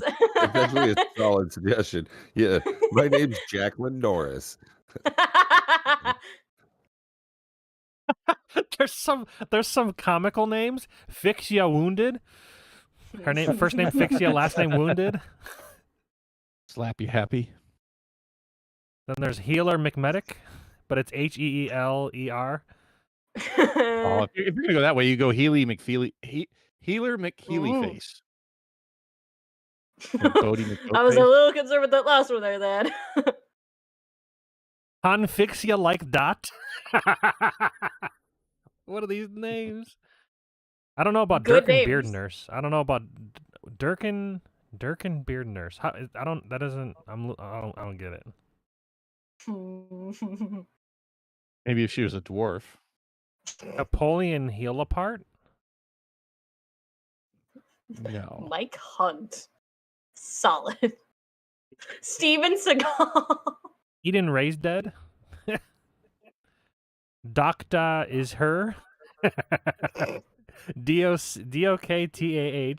DOKTAHIZHIR. Docta is here. That's a good one. I like that one. Ripley. Tom Bruise. That's a good one too. I Can Heal. AYKENHEEL. That's a good one. Divine Intervention. Yeah, Seymour Butts. Holly Seamble. Holly Bent over. Seamble. I don't get it. My name's Absidy Nevea. Oh no. This is All right. But we should totally probably pick a fermenting name you. and kind of get moving Yeah. forward. Yeah, Pat, do you have a name? So I believe, Matt, that I have my character sheet pretty much filled out and I've clicked all the buttons and stuff. Sardar? Starter. Starter? I'm probably going to change it, but it's just something to put in there. Filler. Placeholder. Yep. All right, so And I you put picked in a your, you little bit picked your of background skills. and You got your showed off. background, okay. You've got your stats put in. What race are you? Hill Dwarf, okay. Yeah. Yeah, I see allies organizations. Oh yeah, there is going to be a faction. If you've ever seen the movie, there's like different factions that you can join. I think they recommend. Let me see if they recommend. Somebody was saying that they recommended you to be like part of one of the factions as you join, but I don't know how like true that is. I have a speed of 25. That seems good for a dwarf. You have the Harpers, the Order of the Gauntlet, the Emerald Conclave, Lord's Alliance, and the Zentarum.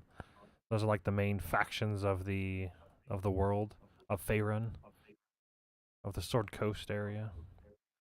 So I need to choose one of those. No, not really. If you Oh, want to well. be, if you want to include being a member of one of them in your backstory, that's fine. If you don't want to, you don't have to. My connection to the server has been interrupted. Anything? Oh, there it goes. Roll20 took a shit. Was that the stream or was that Roll20? It's one thing. I don't actually see like the streaming statistics. Is that here? Yeah, we're definitely still there we streaming. go. I'm watching it. So Yeah, no. I was paying it. I was trying to see. So it's interesting. Streaming this game is fine, but streaming on my computer upstairs, I drop frames like crazy. I wonder why that is. This has 0 dropped frames so far. I thought it was my internet, but maybe it's just the time. Maybe Sundays is bad time. All right, anyways, streaming quality is good. Excellent. You get nothing.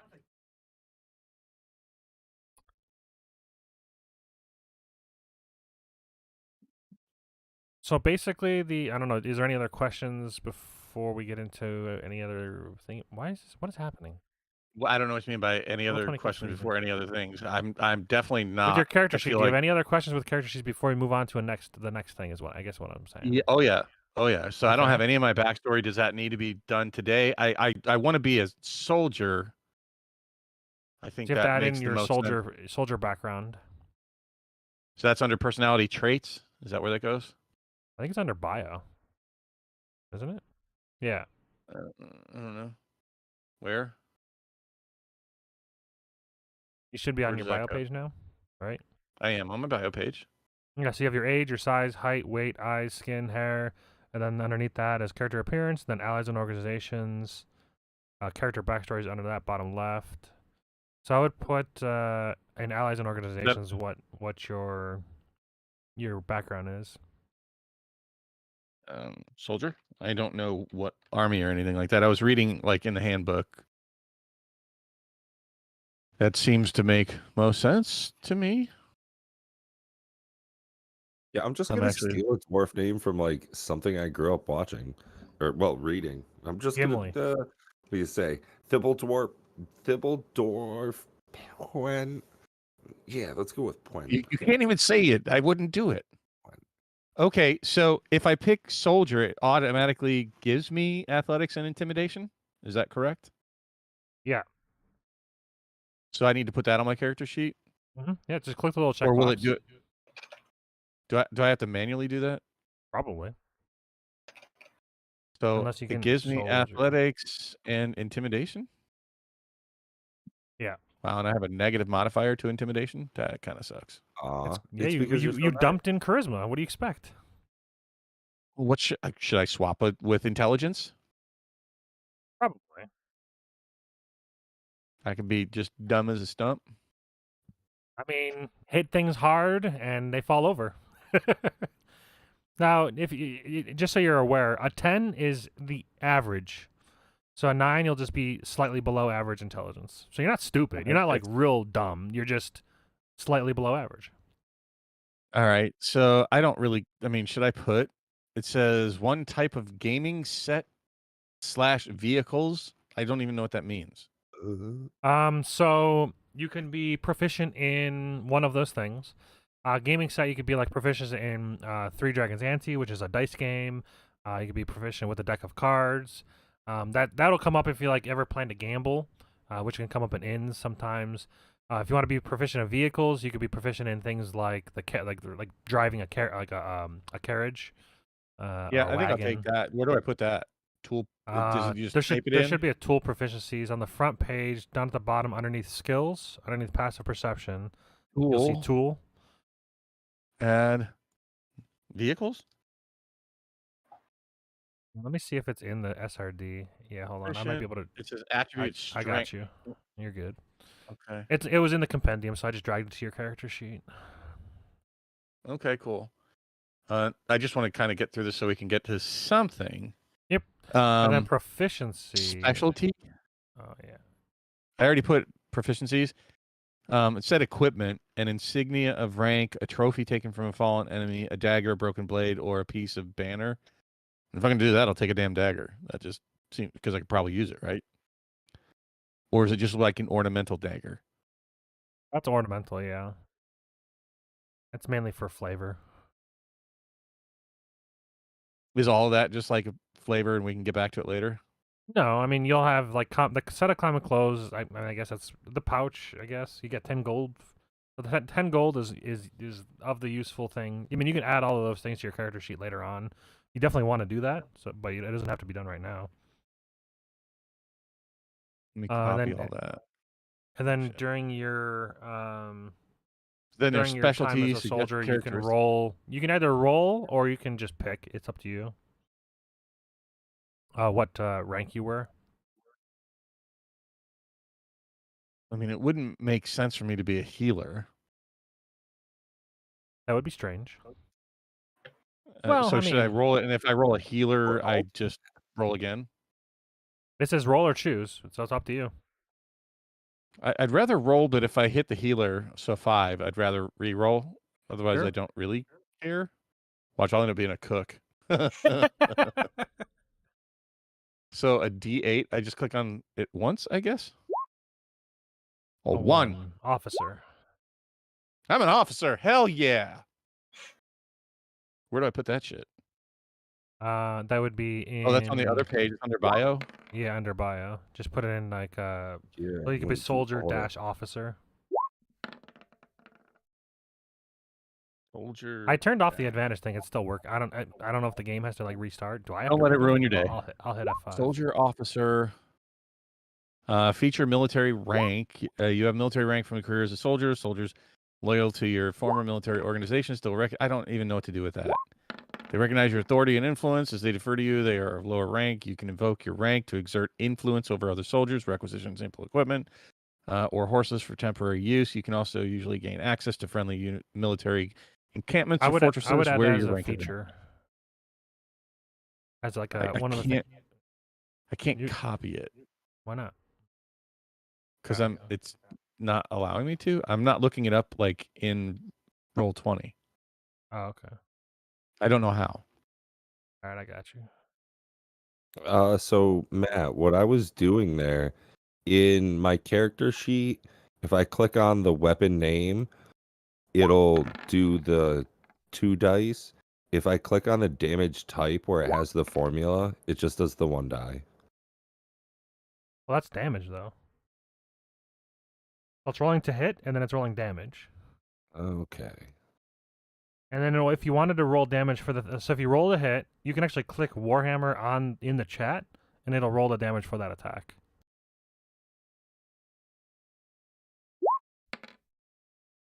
Oh, cool. So now your military rank's in there. Oh, that's weird because I don't see it. No, it's under core, down to the bottom right. It's because it's a feature.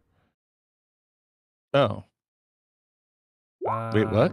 That's a feature. Like that's something you get that you'll have to refer to whenever you need it. Oh, you mean something like I can actually It's something use? you can not like just actively flavor? use. Yeah. It's like a kind of like a skill. All right, so then- suggested characteristics. So yeah, you can Do I have roll to on do that? those if you want. Those can all be done whenever. Those are kind of like backstory. Those don't have to be. These are just kind of like ways to influence how you play your character. But if you're not really planning to roleplay much, these probably won't do anything. I don't mind rolling them now, but I just can't copy them. So it's a D8 for personality. We'll do that real quick. I'm looking at them so I can copy Ooh. whatever you get. I'm You're haunted by memories of war. I can't get the images of violence out of my mind. I can't get it out of my head. I am personality. suffering PTSD. It's All in my brain. And then a D6. Ideals. So give Bob any power. Also a Prime. dose. Number 2 for- Responsibility. so I do what responsibility, I you're must lawful. and obey just authority. Lawful. Got it. Bonds. Oh shit, that's on the next page maybe. Bond is a D6. D6. So I have to obey the rules. I play by the rules. What You the only hell? roll Am I- twos? Someone you saved my tell life me, on the am I- battlefield. To this day, I will never leave a friend behind. Look at that. What a stellar guy. Oh, look at me. I'm Dudley fucking Do Right. And then another D6. Let's see if you can roll another 2. Get the quad 2s. Another D6. Here we go. We going for the quadfecta and No. 1. A 1. So the monstrous enemy we faced in battle still leaves me quivering in fear. Oh god, that's lame. That's your flaw. You have to have a flaw. They're all bad. I'd rather have 2. 2 would have been baller. I have little respect for anyone who's not a proven warrior. Well, like I said, these are roll or Scrub. choose. So No, you can it's choose fine. too if No, you want. I picked it, so I'm gonna stick with Chose it. Right? mine. Yeah. Yeah, it's I was a like, choice. I'm not gonna bullshit around. I'm gonna choose the one I think is it. I put too much faith in my temple. Yeah, how's that a flaw? I don't know. Because it's It's still rolling. It's why still the fuck rolling would I have a over. flaw? I don't want to do that. I'm flawless. Don't give Bob any power. I'm an officer, bitch. Screw that. All right. But I'm a scared officer. And other than that, you'll just need. I think that might be it. That's the Oh my background. goodness. So you got your 10 Oh, gold. Did you there's- write your 10 what's gold that? pieces on your character sheet? I No. did not, and I didn't write the rest of the stuff that was in there, so Oh, I should chuck- probably. I chucked the okay, 10 there it gold is. piece there. What's that stuff on? Oh, that's no, that spells. There was bio and there was attributes and abilities. I have no clue what to do with that. You don't touch that page. Nobody touched that page. That right there is like the coding of the page, and if you mess with that Yeah. stuff, you'll fuck it up. Okay, It's like the I'm not behind touching the that. scenes. Yeah, don't touch the Alright, attributes so and yeah. So the only thing you guys I really need to don't- care about is character sheet and then the core bio spells. Those are all the only things you really need to know. And then with spells, for any of the spellcasters, you can go over to the eye and type in the spell name and then drag and drop it to your spell sheet, and it'll add it to your automatically, as long I as don't it's in have the any of those. SRD. Unfortunately, don't not have any of everything's in the SRD, which realistically, it would be easier to if they went on sale. Can they go on sale? Give me like a 50% I will off. shoot and poke things. Yeah, you don't have any So- spells. Are we gonna wait to buy things with the 10 gold that I got? You can buy it now. You guys are going to be starting in the town of Neverwinter, which is a fairly large town. You guys will be meeting with Gundren, a dwarf friend of yours. You can determine however you want to be friends with this person. You can determine whatever that However you know him, it's up to you. But his name is Gundren Rockseer. He's a dwarf, and Hold on, he'll be your since I don't have contact. actual paper and pen, I need to write this down. Gundren Rock Seer, and what does he do in the town? Seeker with a K. He's going to be hiring you guys to escort a wagon to Phandelver. Phandelver is a small town outside of Neverwinter, a few days' travel. And he will be giving you guys 10 gold pieces each. And you can get that at Barthen's Provisions in Phandelver. Okay, so it's another 10 on top of the 10 that I have? Yeah, the 10 is just from your background. He's going to be giving you an additional 10 to escort a we wagon doing that today? of goods. Are we doing that today, or are we waiting on Eric? No, we'll be waiting on Eric. We're just going to do session 0 today. Okay. So do I wait to add the 10 to my thing until he gets here? You only get the 10 when you get there. Okay. Gotcha. So we're in Neverwinter, so that's... Yeah, you guys are in Neverwinter. You guys are in a Neverwinter. You'll be meeting with your dwarven friend Gundren in one of the inns there. So if you need anything from a town vendor, like a blacksmith or something, Neverwinter has basically anything you could possibly imagine. So as long as you've got the gold, you can buy it. So I want to buy a rapier, but I don't know how much it costs. 25 gold. Although I think you get it automatically with your equipment package. No. You had the ability to choose between the bow and the armor. So you got the leather, the longbow, and the arrows. Then you also can choose... You have to choose one from each of those, by the way. Oh, I didn't understand that. Yeah, so you choose this. The second one was a martial weapon and a shield, or 2 martial weapons. So you can choose a martial weapon. I think is a rapier. Has to be. Yes. It is. So you could choose that. That'll just be included. So you can add rapier to your character, and you can do that by clicking the eye, typing in rapier, and then dragging it to your character sheet. And then that'll automatically add it there.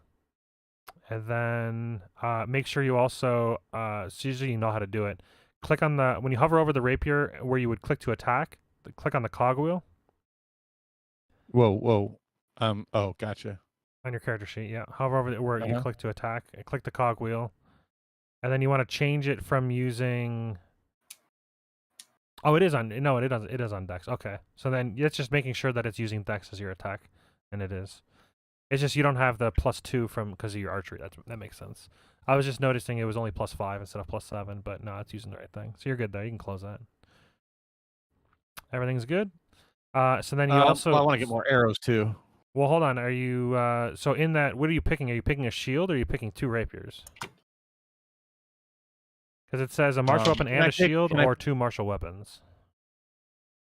I mean, I guess I'll just pick 2 martial weapons. I don't intend to use a shield. I mean, shields are pretty good. +2 AC. Heck yeah. I'm rocking... Do I get to swap for shield and rapier in one fell swoop? And can I ever get like a dual wielding thing?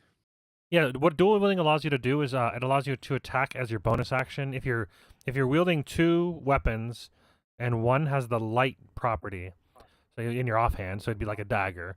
It allows you to use that as an offhand attack, but you don't add your damage to... You don't add your dexterity stat to the damage. It'd just be a D4 instead of like a D4 +3.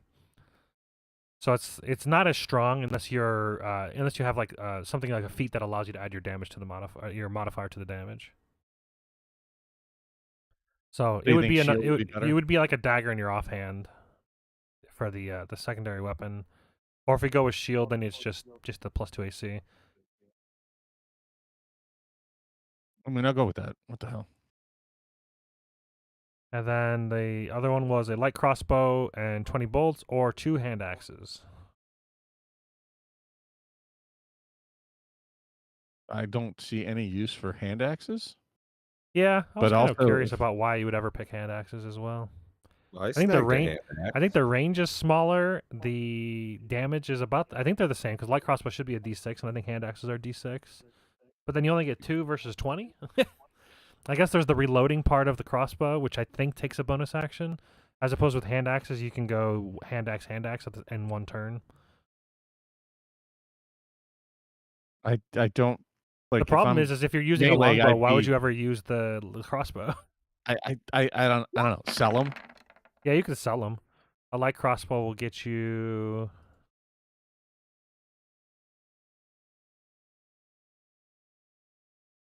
That's the weight is 5. Where's the monies? Was a rapier really 25 gold? Yeah. Holy schmeckelbobs.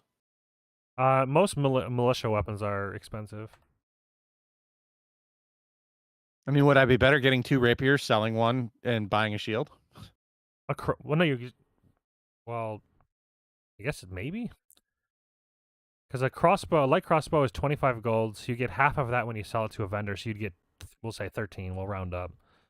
So if you wanted to sell the crossbow and the bolts, so you'd get 15 gold from that. And then, yeah, that's a good point. That'd be kind of funny if you could like. I mean, what's a shield cost? I guess.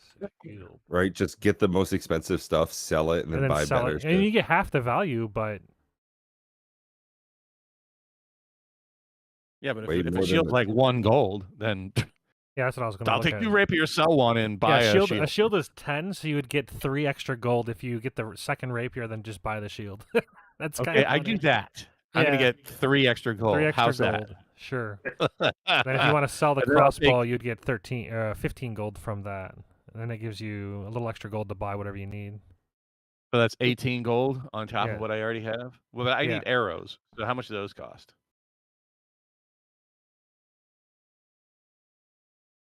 I think I need more than 20 arrows. Yeah, I think they were 1 gold. But let me check. Yeah, 1 gold. Cost 1 gold piece per 20. And how many do you think would be rational and reasonable to carry on me? I was thinking 100. Yeah, 80 to 100 is what I would say is pretty reasonable. As far as So that cost me 4 gold? yeah, because you already have 20. No. I have Yeah, your 10. character comes with 20 already. No, it comes with. Oh, what do you mean? It comes with 20 already. Where did I get that? Arrows. You have 20 arrows already. It's on your character sheet already. Oh, I thought you meant gold. No, Gotcha. no, you already have 20 arrows, so I was saying you only would need to purchase 80 more. So it'd be 4 gold. So that'd be 4 gold, but I sold, got 3, you said 15 for the crossbow, so that was 18 plus 18 my extra. 10. I had 28 minus 28, 4. I should have 24 gold, and I don't know what else to do with that. So you get to choose between a Dungeoneer. This is everybody, by the way. Everybody gets to choose between a Dungeoneer's pack, which has that, or an Adventure Explorer's pack. Explorer's pack. Oh. Mine only gave me the options for what was it? Priest? I mean, that seems like a pretty standard thing. That looks Priest good. and Yeah, Explorer's the pack, holy yeah. people get a different pack. I guess you Yeah, guys I don't took get. whatever. I thought better Paladin one. would have gotten the same as the fighter, but so I guess so you get to choose between those 2 Oh, packs. I got an Explorer's pack. Yeah, Okay. most people have picked the Explorer's pack. You don't want candles and incense or whatever that priest pack comes with? It comes with Ow. a tinderbox. How will you pray? I'll just light I some have hempen my oil on very top. special prayer wheel. I'll be okay. I'm a dwarf. I'm more than greasy enough to, get a candle going. There you go. Just take some earwax out. Oh, I just light a little bit of No, the I'm tip of my good. beard on fire. I just twist some of my. So then, whatever one you pick, you'll have to add each one of those items to your character sheet.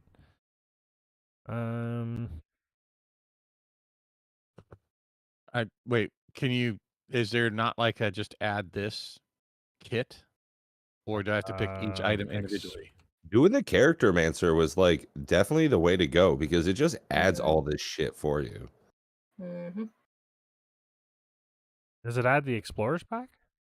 Bro, it added every fucking item. Like everything, like I'm done. My total weight is Yeah. 127.3. Like I have every proficiency. I have 10 torches, rations. Like it is the way to do it. It's clearly designed for that. Oh, whoa, did you just click on my shit? Well, the problem is that's the problem is that he's already It done. says Explorer's pack, but it doesn't like. Yeah, I tried to delete it. It doesn't actually add it. Or does it actually have it in the description, maybe? Roll initiative. Oh, it's technically there. It's just you have to hit like I, and then you have to click the little box, and then you have to scroll through all this crap. It's there. It's just Go get him, One Punch. not ideal. You're doing it. Roll for initiative. I don't know how to get rid of it.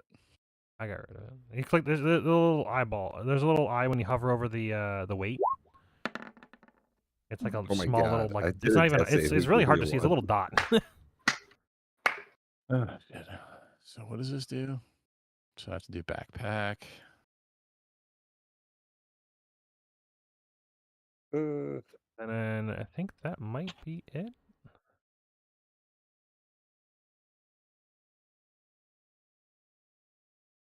So fighter, done. Equipment's done. Fighting style's done.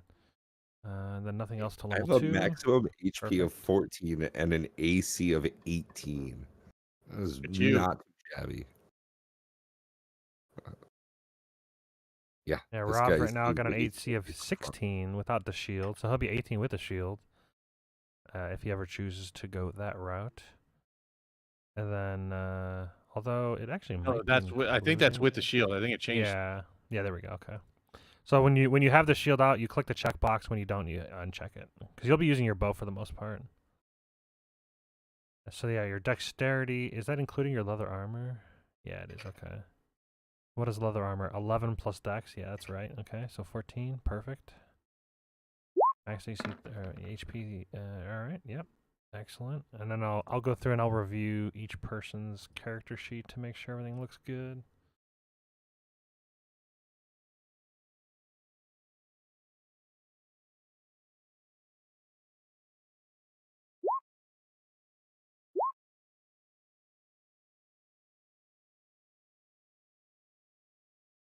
Anything messaged in my messenger?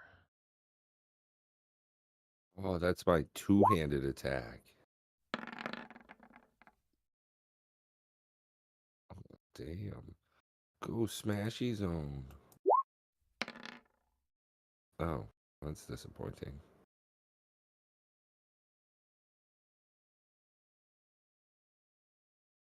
I'm gonna have to go. Hear mess about the around on Arby's dice? the what? The Arby's dice? The Like- what? The hell is that? Arby's The restaurant. they got the meat? Arby's. They came out with a dice set like many years ago. I don't exactly know why. Probably Dungeons and Dragons related. And where the 20 is the Arby's hat, the logo. And they brought them back recently, and they get sold out immediately. And you go on eBay, they're hundreds of dollars for these freaking dice. They don't even look good. No, well, Yeah, kind and of. I'm so Actually, they I kept kind of having do. them. The Dungeons and They do Dragons kinda thing was look the good. one thing a that I was rope looking forward weighs to. 10 pounds. What? It's 50 A feet of rope weighs rope. 10 pounds. A rope? but Yeah, it's it's 50 heavy. feet It's of hemp rope. and rope, 50 feet of rope. It's heavy. Yeah, you're up to what, 84 pounds? Yeah, there you go. That's not bad.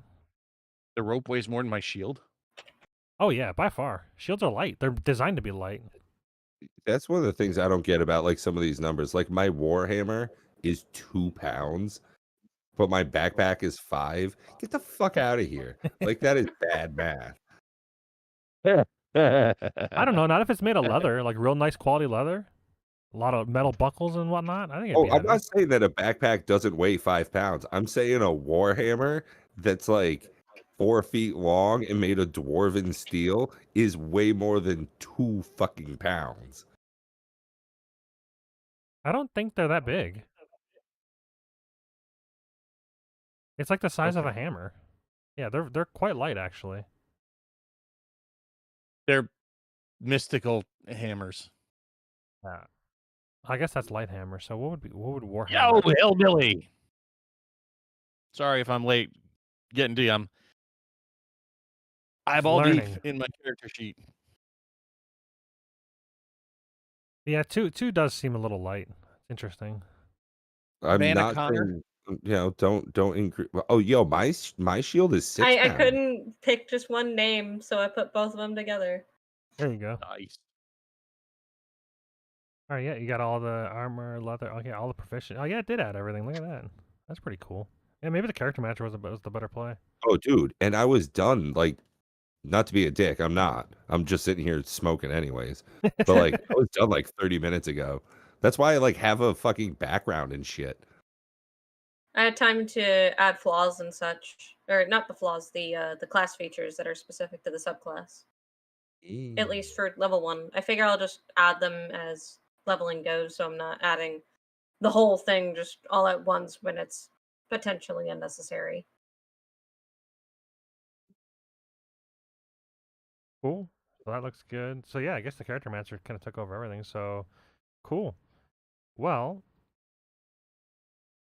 so now is there any questions left for characters? Any other things to wrap up before we move on to, I guess, the hook, which I already told you guys.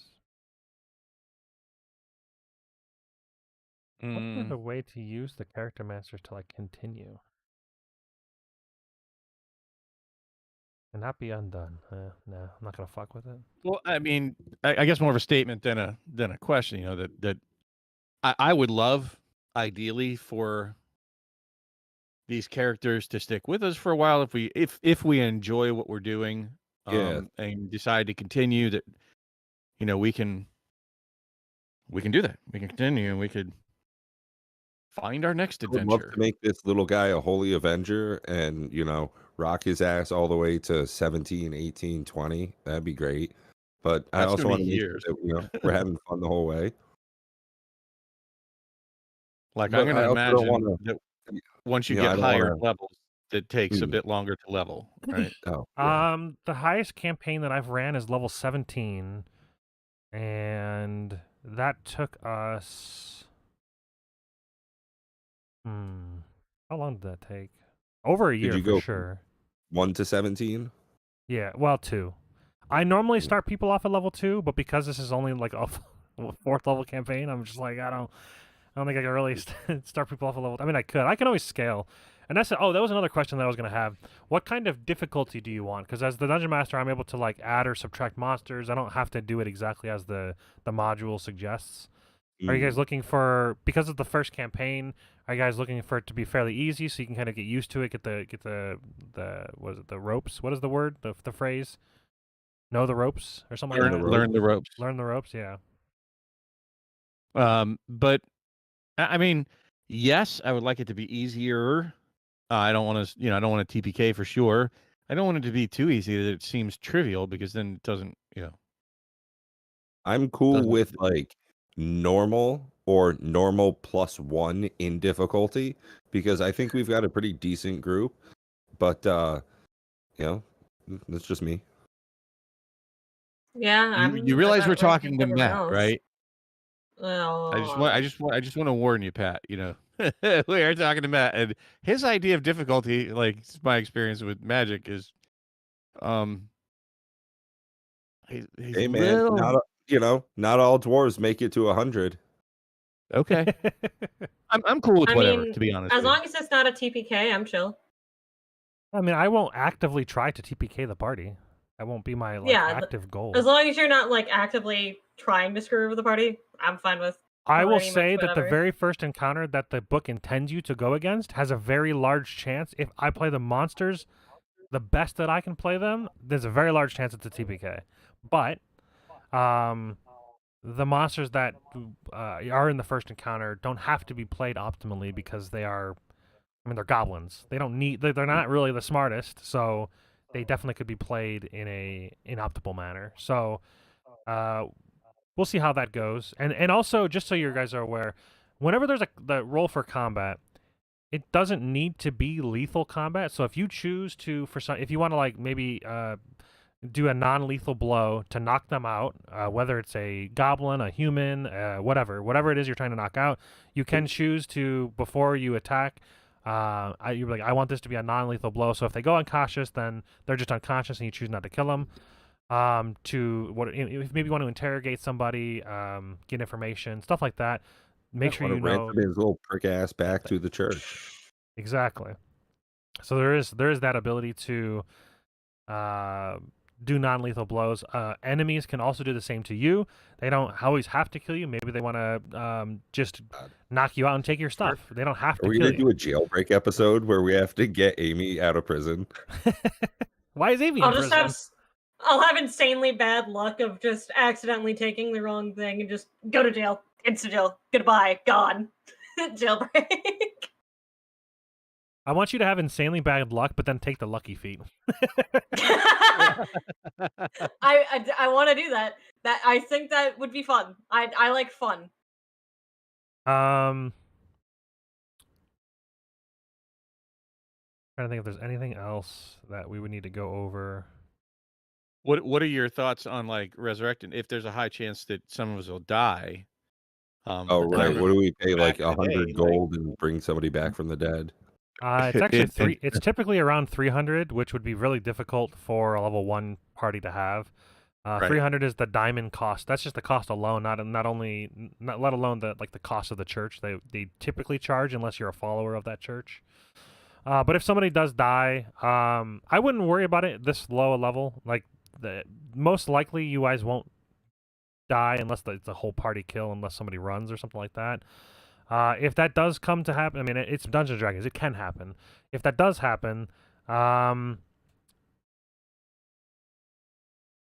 the first time, probably just you have to make a new character. There's really, I mean, there is allies. I would say Gundren may be able to take care of that, depending on where you are when the character dies in the story. Gundren is a good friend of yours. However you decide he's a good friend of yours, however you know him. He like when you're in Neverwinter, he takes care of any drinks you need. He takes care of all the food. He takes care of your inn stay for the however long you need to stay at the inn. And even basic gear. If you need like extra basic gear, he's willing to some extent give you a little extra money to pay for some, like a few extra gold to pay for whatever you need to help escort this wagon to Phandelver. And this wagon, by the way, that's really another good segue.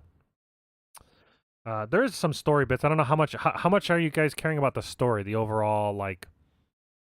I kind of like the story. I mean, I don't really want to do role play, but I do. I mean, it is essentially a story. Like, Right. Yeah, exactly. Yeah, I want to participate for sure. I don't mind you setting the scene and immersion in that sense. Understanding the story, being part of the story, that I'm fine with that. It's just please don't ask me to do goofy voices, or that's not how your character would say that or behave in that way. I mean, I get it with like my traits on how to role play, where I'm more of a straight-laced, but I don't want that to be like I always have to abide exactly by my personality traits, ideals, bonds, all that stuff. Me personally, when it comes to that kind of stuff, I don't really care too much. Like when you pick an alignment, it's kind of like I'm not going to be like, well, that goes against your alignment. The only thing that may happen if I really care, and I don't typically do, if you pick like chaotic evil and you start doing a bunch of good things, maybe I'll say your alignment switches to neutral or chaotic neutral. But I don't really care too much about alignment. I've never really. I mean, just play your character how you play them. I'm not gonna like give you this invisible wall of like, well, your character's alignment is this, so you can't do that. It's like we're all human. We could have a bad day, where you're just you're not yourself and you're just completely different, and you don't change. Like tomorrow could be completely back to normal. So I don't. That's the way I see it. I don't see, the alignment being a problem. Back in like first and second edition, there were spells that like said what alignment you were, and if a paladin came against anything that was evil, they had to smite it down, and it was very like vanilla, basic bitch things. Like I'm just like, nah, I like you control your character how you feel like in that moment, whatever it is. I'm not gonna override your decisions like that. So don't worry about that. That's fine. I mean, like I said, those are more like the flavor bits. And yes, I would like story. I mean, I don't want to speak for the rest of the people here. Yeah, that's I want to learn about Phandelver. I'm here to absorb information.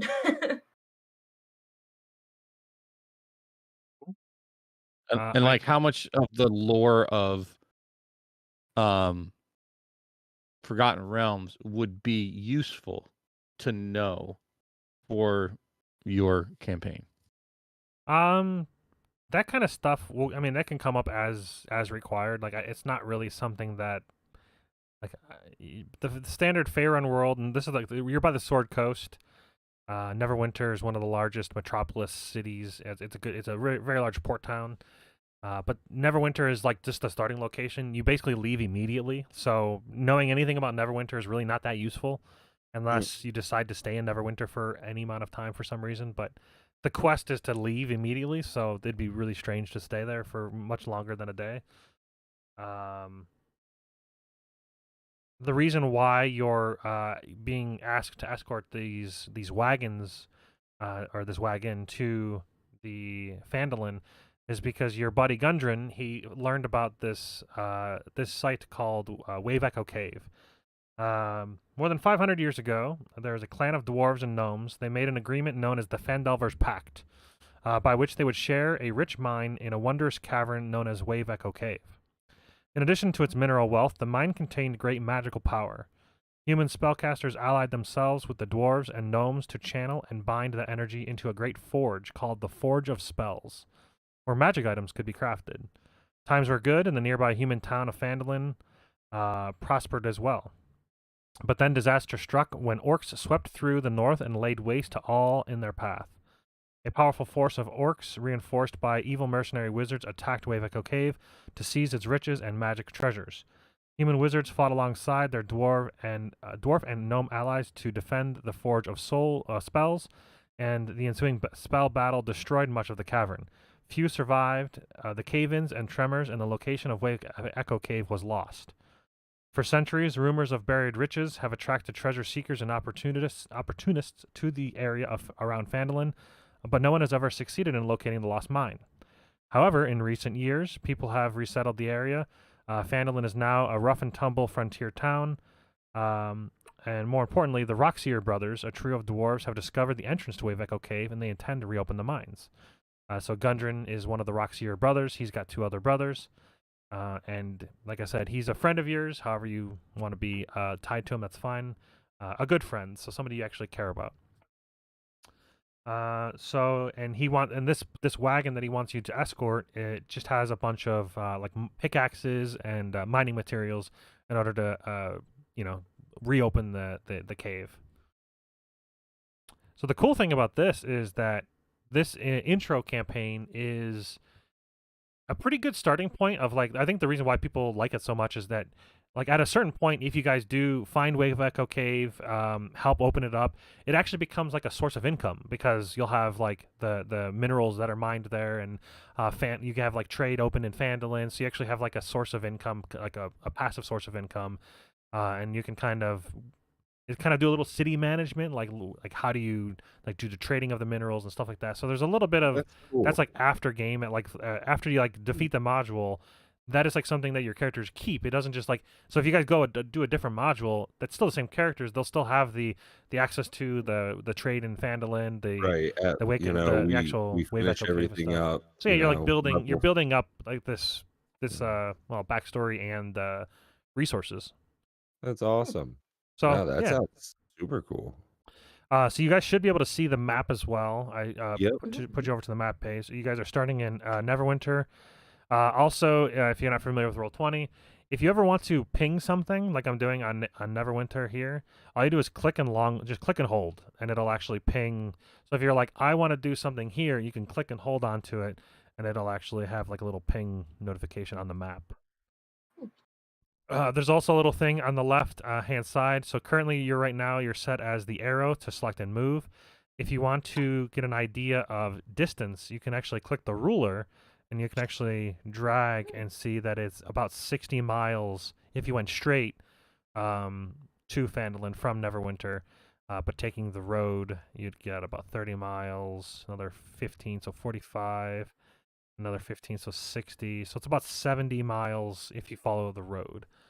Another thing to know about the road is that the high road is patrolled by guards. However, there are recent activities of goblin looters. So you'll want to be on the lookout for any kind of goblin tribes that'll try to come and take your stuff. I think we should take a shortcut. Yeah, Sure. right. Aren't you Well, always we have to telling me that export the a shortest wagon, cut is so I the don't. longest road? Stop being my daughter. Play the game. No. But I guess with a wagon, it wouldn't make much yeah, sense to the go problem off is road. it's going to be very difficult to take a wagon off the road, off the main path. Doesn't It's a even heavy look like it wagon. would It's a save heavy as wagon much too. either. It's not light. It's got all Yeah, kinds of 'cause stuff I in mean, it. from Neverwinter to the junction here, let's say It's add a 45 little bit miles on. We'll call plus that another 15. 45. It's 70 miles total if you follow the road. And then a wagon travels. Let's see here. Wagon distance. I think it'll take about a day or two. Ah, no worries, mateys. So it's I don't know why. 36 miles per day. So 2 days. Yep, so it'll take about 2 days to get there. Okay. Do we have any? So that- You know, what I would like to know is, does the audience have any questions like that? I think would be, kind of an interesting dynamic. I mean, we're probably going to, just for audience participation here, we're probably going to be paying mostly attention to the campaign. So forgive us if we don't necessarily address questions that you have, but we'll try to keep an eye on that. Does the audience have any questions for us? Prime, you can fly. Technically, depending on what race you pick, they're level 1. There are spellcasters that give the ability to fly, like wizards can fly. If you pick one of the races called Arokara, they're like these bird race people, and they can fly from level 1. A lot of dungeon masters ban them because they think it's busted as hell, and like I mean, it is quite strong. But I tend not to ban anything, and if you want to play Arokara, then well, there may be slightly different monsters to at least give you a little bit of a challenge. So they'll maybe more people have bows than they should in the module or whatnot. Otherwise, you're just flying around shooting people, and that's just kind of. I was watching a Dungeons Dudes episode about the Aarakocra, and one of the ways that they dealt with it very quickly was that their goblins were all equipped with bows or boluses. That way they could like immobilize the person. And when they were flying from 40-45 feet above and then fell to the ground, they learned very quickly not to fly over encounters. That is another thing. Yeah. So the way falling works in this game is there is no time. You fall instantly. So if you're flying and you get like knocked unconscious, you fall to the ground that round immediately. And then you take however much fall damage that is. And if you go unconscious before you hit the ground, that's 2 failed death saves right off the bat. You ever take damage while you're unconscious, you take 2 failed saves right off the rip. It's kind of a critical hit. I would have one more thing to mention, since we're doing this. This is more of a housekeeping. One thing I would ask anybody here that's going to be coming back, often and watching us play, I would request that you respectfully do not spoil things.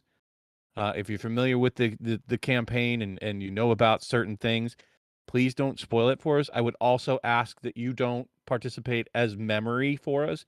If there's something that Matt's given us that would be useful for us to know, I would rather rely on the in-game stuff, like the party, like Amy can remember, and Pat and Eric. But I would ask that the audience does not become a sort of fourth wall source of information. Yep. Oh, Kenku time capsule. Kenku is the other race. They have something called mimicry, which is hilarious because when I first was reading that word, I've heard of the word mimicry, obviously, but I don't think I've ever read it as text. It was fucking hilarious. Me and my buddy were looking at he was thinking of playing a Kenku. So we were looking at it and I'm like, Mimicry. What the hell is Mimicry? And my buddy's like, I have no clue. I'm like, Mimicry. Then I Googled it. I'm like, oh, it's mimicry. That was a facepalm moment. Like Mimicry. What the hell is Mimicry? That was a good one. It's a Hey, meme Matt, where you cry. as the DM, would I be able to trade something? Well, how much would it be for me to buy in Neverwinter a like journal and a a marker of some sorts, a charcoal or quill. whatever? Yeah, ink and quill or a pencil. Those are fairly cheap. Unless you want like a fancy book. No, well, so what I plan on doing is using that as an in-game explanation for in my biography under like treasure or character backstory. I'm just gonna keep notes. That way, when I load up, it's just on my character sheet back in my biography section. But I feel as though I should like make an in-game explanation. My guy, being the studious, religious man he is, he keeps some information on his worldly travels. So he writes in his journal about the people he's met. Right. Well, I can tell you the first cost, I don't, maybe books were hard to make back then. 25 gold for a book? Holy Jesus. It seems, it's also £5. That's a heavy book. What is he giving you? The New Testament? I don't know. Let me see. Yeah, Maybe right. that's let me Yeah, see. like a life-size illustrated version. Because I know like 10 sheets of paper. Like so so ink pen is 2 copper. So that's cheap as hell. So if you do a ink, oh wow, so wait, what? So an ounce of ink is 10 gold pieces, but an ink pen is 2 copper. Okay, so what if you went with pencil? I'm just gonna make it up. We're just gonna go with a gold for a pencil and 10 sheets of bound paper. How about that? 5 gold? I said a gold. A gold. I mean, it's just paper, like parchment. Uh, Like it's not going to be a full-on hardcover book. If you want like a hardcover book, you can go 5 just gold. a wadded up reminder of people. Yeah, this will be So, like a piece, like 10 pieces of paper that are like sewed together. So it just doesn't have a hard cover, but it is still like a bookish type deal. Cool. Yeah, Crude, I just want to add. It's called a crude book. a charcoal. I just stick. want to add one stipulation for Pat. That every time he jots something down to remember people, he has to sing, "This is how you remind me." Right. Every time. Get copywritten. All the time. Copyright strikes coming in. YouTube, the only place that cares about copyright strike. DMCA. Or Nickelback.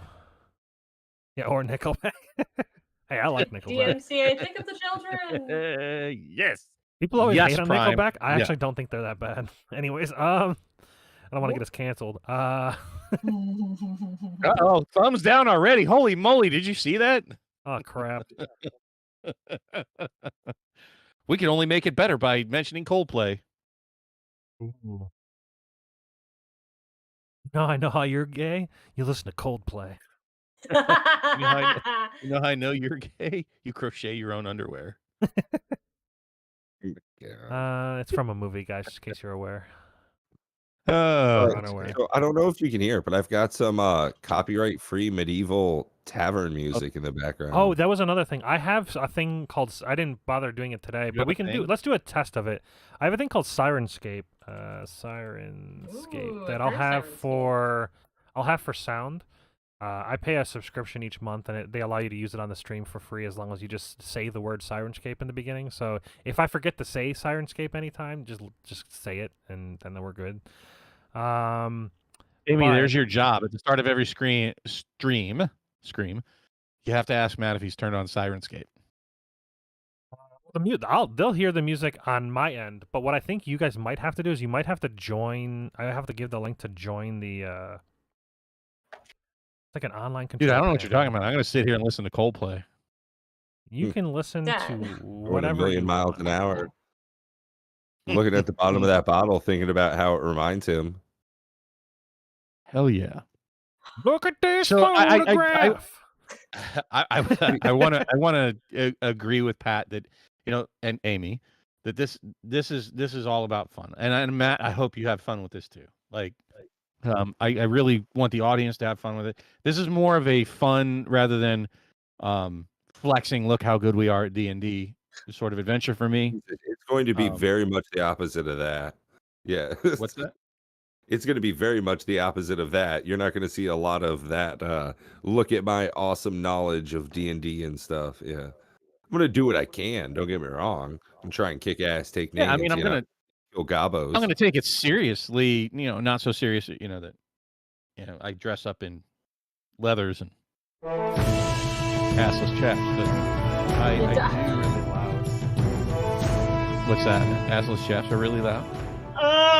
No, There- it's there we go. silence. No more All words right. out of your So mouth. how do I get you I guys need to that hear image out of my this? head. So the stream can hear this, I think. Sorry. Green, can you hear this? Yeah, let me know if it's too loud. Yeah. It might be too loud. But I'll have full-on sound for everything. The cool thing about Sirenscape is they take the modules and they separate the encounters based on sound. So for instance, I have playing right now, intro music into wagon travel. And then there's traveling by wagon. And then there's two more things. It basically breaks down every time you have an encounter. It has like audio cues, background noise, birds chirping, adventuring music, wagon clip clop clops of the horses. So the stream should hear that, but now I have to remember on how to invite you guys to be able to hear it. I would like to know from the audience, since you've been watching us for a Share little bit, audio. how is the audio quality? Because that's really important to me. Of each of us, are we all at sufficient volumes? Are we clear?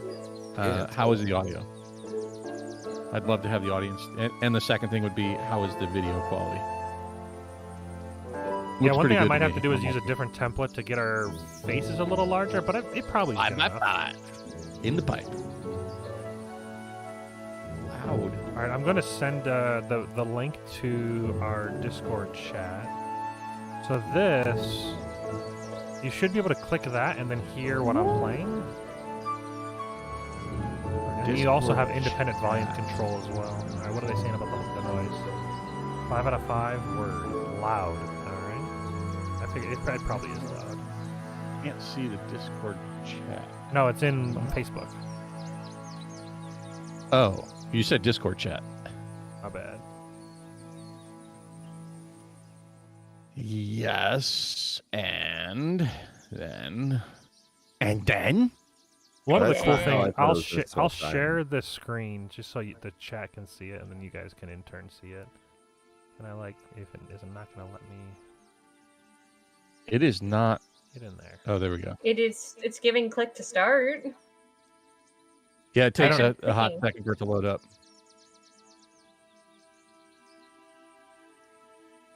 How is the sound now, chat?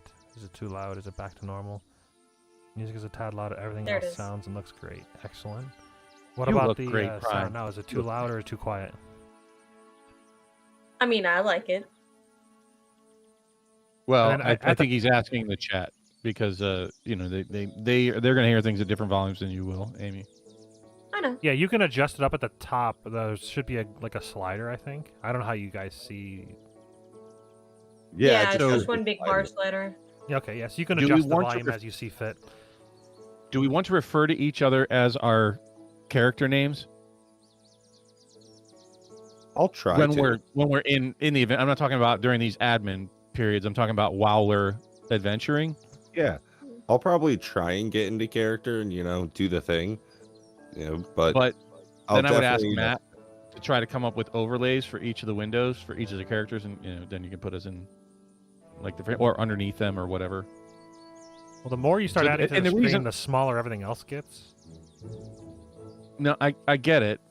Maybe you can overlay it over top of our images as you're grabbing them. One of the things, Oh. there's the templates that I downloaded, which might be better instead of our faces, maybe in certain situations, like I have like a scene to switch to, is, hold on. And I mean, just so that it tracks with the audience, you know what I'm saying? Of who's doing what, if that makes sense. Can I What do you guys think about that in the can I audience? drag and drop that? So, okay, so there's a new scene you'll see on YouTube. I don't know how short of a delay it is. But this has like the strength, con, wisdom, all the attributes, your HP, your AC, and then like a smaller window for like a character image. So maybe I could switch to this for combat, and then like switch the scene back to whatever for standard play. I can actually switch scenes pretty easily. I mean, just for like even role playing, when it's back even on our faces, it would probably behoove us if we can add it. We can talk about that offline though. somehow adding tags over our names. Oh, you Or mean over just our yeah, images. I can do that. That's easy. Because I plan to have like DM. Although with the overlay thing at the bottom, I don't want to get rid of that because that's the guy who made this free template. So I'll just leave credit there. No. I mean, however we do it, I don't care Maybe I'll if it's put it like above. like somehow, just so people know who's who in the zoo, Right. especially if you're watching like a short time. So let us know what you think, guys. And if this goes out as a video, I think it will.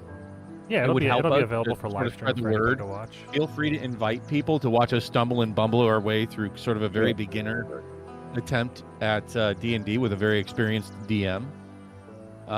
Hopefully you guys have liked what you saw today, and please hit the like, and if you haven't already, please hit the subscribe, and don't be afraid to let us know in the comments what you think, and please keep it respectful, and if you're going to troll, you're going to troll, but I'm sure all of us are looking for constructive criticism, how we can make this more enjoyable for you, the audience, within reason. Yeah, we won't So- really do a ton of participation for the we're not gonna poll the audience to see who gets a Right. magic item or Yeah, but we're- right. But we definitely can. We can chat with. That's too big. That's what she said. But yeah, we can chat with the audience either before or after the game, maybe during a break, because I plan to take probably a 5 to 10 minute break halfway through each session, just to kind of give people a chance to stand up, go to the Dungeon bathroom, Monster. stretch, stuff like that. Yeah, but that looked bad.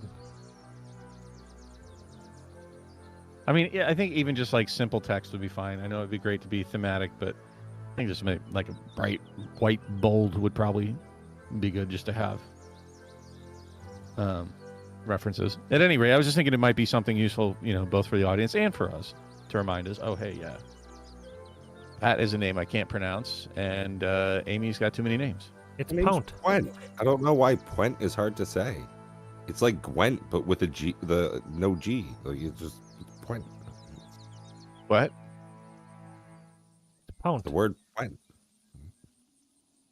What? It's like Gwent. It's leet but with a speak. It's P in like the front. Pount. Yeah. What?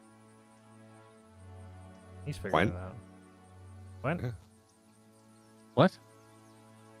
We're now Eh. confusing the audience. You lost him 2 minutes ago. Get off my All right. lawn. I don't have any other questions other than I'm itching now to, now that we have our characters, I'm itching to, dip our toes in the waters of role-play game. Yeah, this was For designed sure. to be I'm just really session looking 0, forward to so this. no play today. But we got another 30 minutes left. If there's any questions from the chat, we can answer questions from the chat. If there's any questions from the players, obviously you can ask right now. And so do we want the character names above or underneath the players, is what you were saying? So Ike would Yeah, be we- here. Just somewhere, I don't care, on it, above it, below it, just as long Probably as, below it. everybody can, Yeah, below is working, so I'm going to put it below. That's just totally so like people that can, character we have. kind of quickly identify who's who. Yeah, there we go. Ike. Perfect. I have this this website that I use called cooltext.com. It's amazing for stuff like this. Like on the fly, I can just type in the letters and pick a fancy font and then just hit create, and it's just, I'm alright, I'm good. Drag and drop it, blap, done. So is your name really Pount? Yeah, Gwent. E-W-E-N-T? Yeah. Gotcha. So probably it's just the being last big. name of like a famous character in Adventures in the Forgotten Realms books, Thibault Dwarf Okay. Gwent. So it's just like I went with his last name. Just it's gonna be a mononym. I wonder where Point went. Yeah, Puent's right. here. So we got Puent, Ike, and then what was the other one? Vanna. Edit. Ivana. I wanna heal you. Yeah, right. Ivana Healy is a good one. I like that. What is this? It's Puent. Download. Oh, there's more to that, Prime. Just you wait. But you'll have to tune in each week Brew. to find out. There is truly more to that. There we go. So now we have the DM, the 3 player names, and then once once I get caught up with Eric, I'll add him in there. So yeah, I mean, I guess we could probably discuss that. Unfortunately, with Eric not being able to make session 0, I'm not sure how you're going to do the catch up for session 0 with him. I'll just try to see if he's got time to do our own session 0. It'll be off stream, but we can do like a quick 5-10 minute catch up for what the stream missed if there's somebody watching along. I'll try to have each these episodes labeled. So where it's this is session 0, it'll be session 1, 2, 3, 4, just so we can create a playlist and have everything in order. So if people want to watch from beginning to end, this will probably be about a 10 session campaign if I had to just wildly guess. But it does all depend on how much in depth you go with each scenario. There are some things in the module that you don't even have to do at all. There's multiple places you don't have to go if you want to just kind of go straight to the source. But then there's also side quests that you can pick up and stuff like that. The standard D&D. You're not and just so you're aware, this is a module, so you are railroaded in a sense to that this is the overall thing that you're supposed to do. But don't ever feel that if somebody asks you to do something and it doesn't sound interesting, the whole party just that, I don't want to do that at all. It could be a side quest and you don't have to do it. But just kind of note it down, well, we can do this if we get around to it, or if we want to. Otherwise, you can just skip it. There's probably a reason why each thing is available, but you don't have to do everything. You don't have to complete every quest that's given. You don't have to accept every quest that's given. There are, like I said, side quests that you just, who cares? Pat, take notes. Every Quint, yes, Quint, Ike, and Vanna. Every combat or every encounter doesn't have to be a combat. So if you get some punks that are aggressive towards you and they're trying to steal your stuff, you don't have to immediately jump to I roll for initiative. You can go try to do one of your skills. You can try to intimidate. You can try to persuade. So that's what the skills are used for. I can't intimidate. Yeah, you typically want to use the party member that has the best charisma for stuff like that. I will say this: well, you're not strength, but intimidation can also be used for strength. Some people allow an alternate roll, but your strength also isn't that good. So somebody else, maybe the paladin is a strength fighter, style fighter, so maybe he's rocking a decent strength score. Hell, the cleric, Ivana, she's got no bad stats, so she does everything. It was legal, I promise. Sure, yeah, the rolls were they were pretty darn good. An 18 and everything above a 13. It was pretty good. I have never rolled that well. I'm always the person who roll low or not one in a scenario. Oh my god, I will never forget. First campaign I ever played, I was 12. My friends were trying to figure out how D&D worked. And my first roll into initiative was a nat 1, and I was so mad. It's the only run I had ever done in that campaign for that session. Yeah, these are I don't know how initiative works. Can Can you cover some of that stuff so that we're not Sure. fumbling through it, or do you want to just get to that? Yeah, I'll run when we over. get there? So what I would also like for you guys to do whenever you guys get a chance, when you open up your character sheets, there is a bio section, or maybe it's under edit. Do you guys have the edit button top right when you're in your character sheet? Yeah. Okay, so when you go there, there's a section called avatar Yeah. and default token. So I can make us a token. There's a website called D&D Token Maker or something like that. Give me an avatar picture in that section, and then also paste it in our Facebook chat. And what I can do is I can make us tokens. Because right now, the way so for instance, Plant just added his. I'll use his as an example. So say we do a random encounter. We'll just do a playthrough of what a scenario would look like. Say you're traveling on the road, there's some punks walking down the road and they get in your grill and they're like, we want to fight. And you're like, okay. So the way initiative works in this game, you cannot just go, I attack. That's not how it works. You can say, I would like to attack, and then we roll for initiative, and then based on the numbers, you go in that initiative order. So we'll use this as an example. So if you click and you drag your character there. See how it has the face? I can zoom in here. Oh, good. So when you click and you can drag your character onto the screen, and that counts as your token.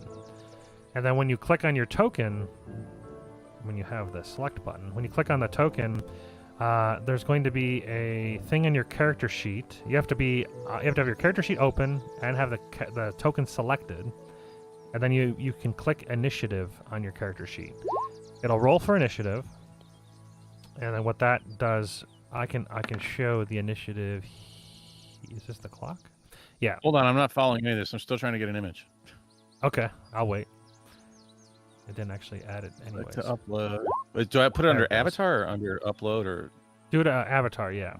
Upload under avatar, then I'll make the token based on whatever avatar picture you pick. And it doesn't have to. You don't have to do that now. Like I said, pick something that you like because this will be your token. If you have something already, cool. If not, then we can add that in later. This is just an example of like how combat would work. I think I did it, but it's not like.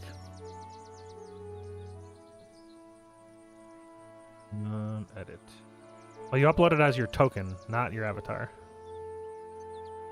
I did upload it as a token. No, you need to upload it as your avatar, not your token. Uh, I mean, that's fine. I can upload it as a token as well. That's fine. Don't worry about it. But I'm going to be I got making... it. Well, I have to make a circle token. So, like, let me drag a monster on. You'll understand what There. I mean. Yeah, I so got it now there. Now it's changed. But but it looks stupid. It's all square, and nobody likes squares. I'll show you what I mean. So say you fight this evil mage. Boom. See how it's like a circle? And let me make it larger. So this is what like the character tokens will look like once I give you guys the actual official tokens. It just looks nicer and cleaner. So I'll take your avatar image. You have to post it in the Facebook chat, so I have the image of it, and I'll put it into the website. It'll just make it a circle and look like that. So the way you roll for initiative is you click on your token. You have it highlighted so you can see the little like square.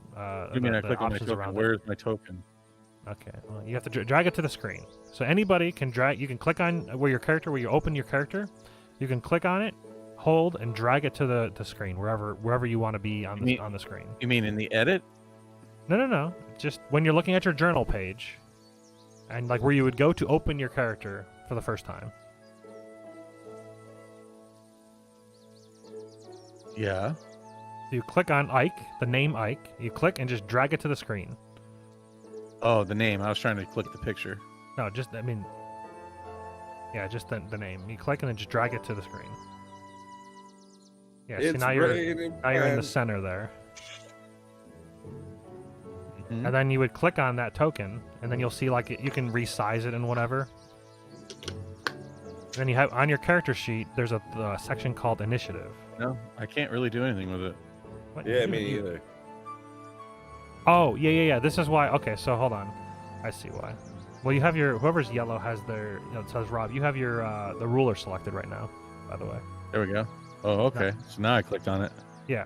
What do I do with it? So now on your character sheet, with that selected, you click initiative. Oh shit! I gotta have my character sheet open. Yep. You also have the ability, if you want, to pop out the character sheet. If you have like multiple windows, you can have your character sheet on one page and your. I don't have multiple windows. Okay, well then you can just leave it alone then. Yeah, you click on your token and then you click initiative. See, it adds it to the turn order on the bottom left, or wherever the turn order is for you guys. Probably bottom left. It's on the left, but it. Yeah, so you rolled an 18. So it doesn't order them. It just. It will. Once everybody rolls, then I click a button. See? It reorders everything. So like if I click and I add this character to... There also... I'll do some setting up. There's also a way where instead of having to have your character sheet open, when you click on a token, it'll bring up a bunch of shortcuts where you can like click initiative from there. So I rolled a 9. Yeah, if I click on the evil mage and then... I went first, but I missed.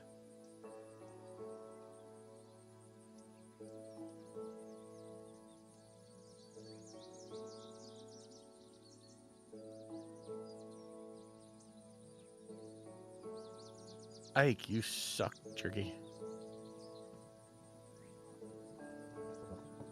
It's a really big evil mage.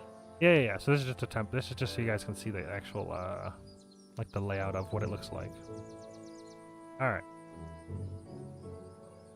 So that's like the premise of combat. So once something triggers combat, I'll call for initiative roll. And then you go in initiative order. So it gets a little funky sometimes. So say you're in the middle of a conversation and you would like to attack. So you roll for initiative. Say you rolled the 18, but the evil mage got a 20. The evil mage will see you go to reach for your weapon, and that's what initiates combat. They'll get to go before you still because they're faster than you. They're faster at reacting. That's how you can look at it, is whoever's the fastest reactor of combat. Once initiative is rolled, then we go in turn order. There is something called surprise. In order to be surprised, you have to be basically unaware. They have to be unaware of your presence. So like if you roll a stealth check, say you rolled a 20 stealth check, their passive perception is 15. They're sitting there in their chair and you're like coming up behind them to shank them in the back. You still roll for initiative, but they skip their turn. So say even if they roll higher than you, if you have a surprise round, anybody that is surprised, they skip their turn for the first round. It's still, everything's always in combat. Nothing ever is out of combat. You always go in initiative turn order in combat, and that's just how combat works. So if you guys sneaking is pretty important in certain areas. You definitely want to try to get the jump on monsters. Monsters can get the jump on you if they're stealth high enough where your passive perception doesn't catch any of them. Then once they attack, you'll skip your first round and they'll have a full free round on you, which can be bad.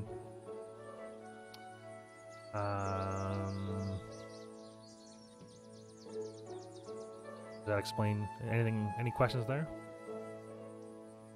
I'm sure we'll get more into the flow. It sounds Yeah. reasonable, but we'll just have to see how it goes once we're actually in combat. Then you have your standard action economy, one action, one bonus action. You've got your movement. They're all separate.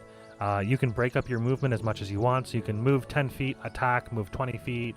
That's all fine. You can break up your movement as much as you want. Once you have multiple attacks, you can move, attack, move. You do your second attack. That's fine. We talked about swapping weapons. You can swap one weapon as a free action. You get one free action per round. When you say I swap one weapon, does that include putting the shield on, or was that a separate? Yeah, we'll just say that's just like you're putting your bow and then you're grabbing your shield and your sword. That's a one free action.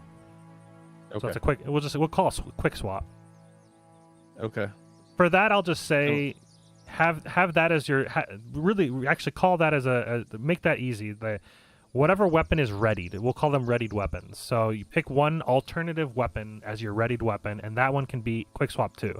But if you have like 5 weapons, you can't like fumble through a bag and like pull out a weapon as a free action. We'll call it. We'll make it easy like that. So for you, basically you'd it has have to your be preset before combat. Yeah. We'll call your quick swap weapon like in Diablo, where you have 2 weapons you can choose from at any time. Swap between them as a free action. That'll make it easy. But hey, if it's in your backpack, it's going to take an action to actually open up your backpack, take it off your back, open it up, grab the weapon out. That's your action, unfortunately, because that's a lot of action. Each turn is roughly 6 seconds. So try to think of what you can do in an entire turn in about 6 seconds worth of time. That includes moving, action, bonus action.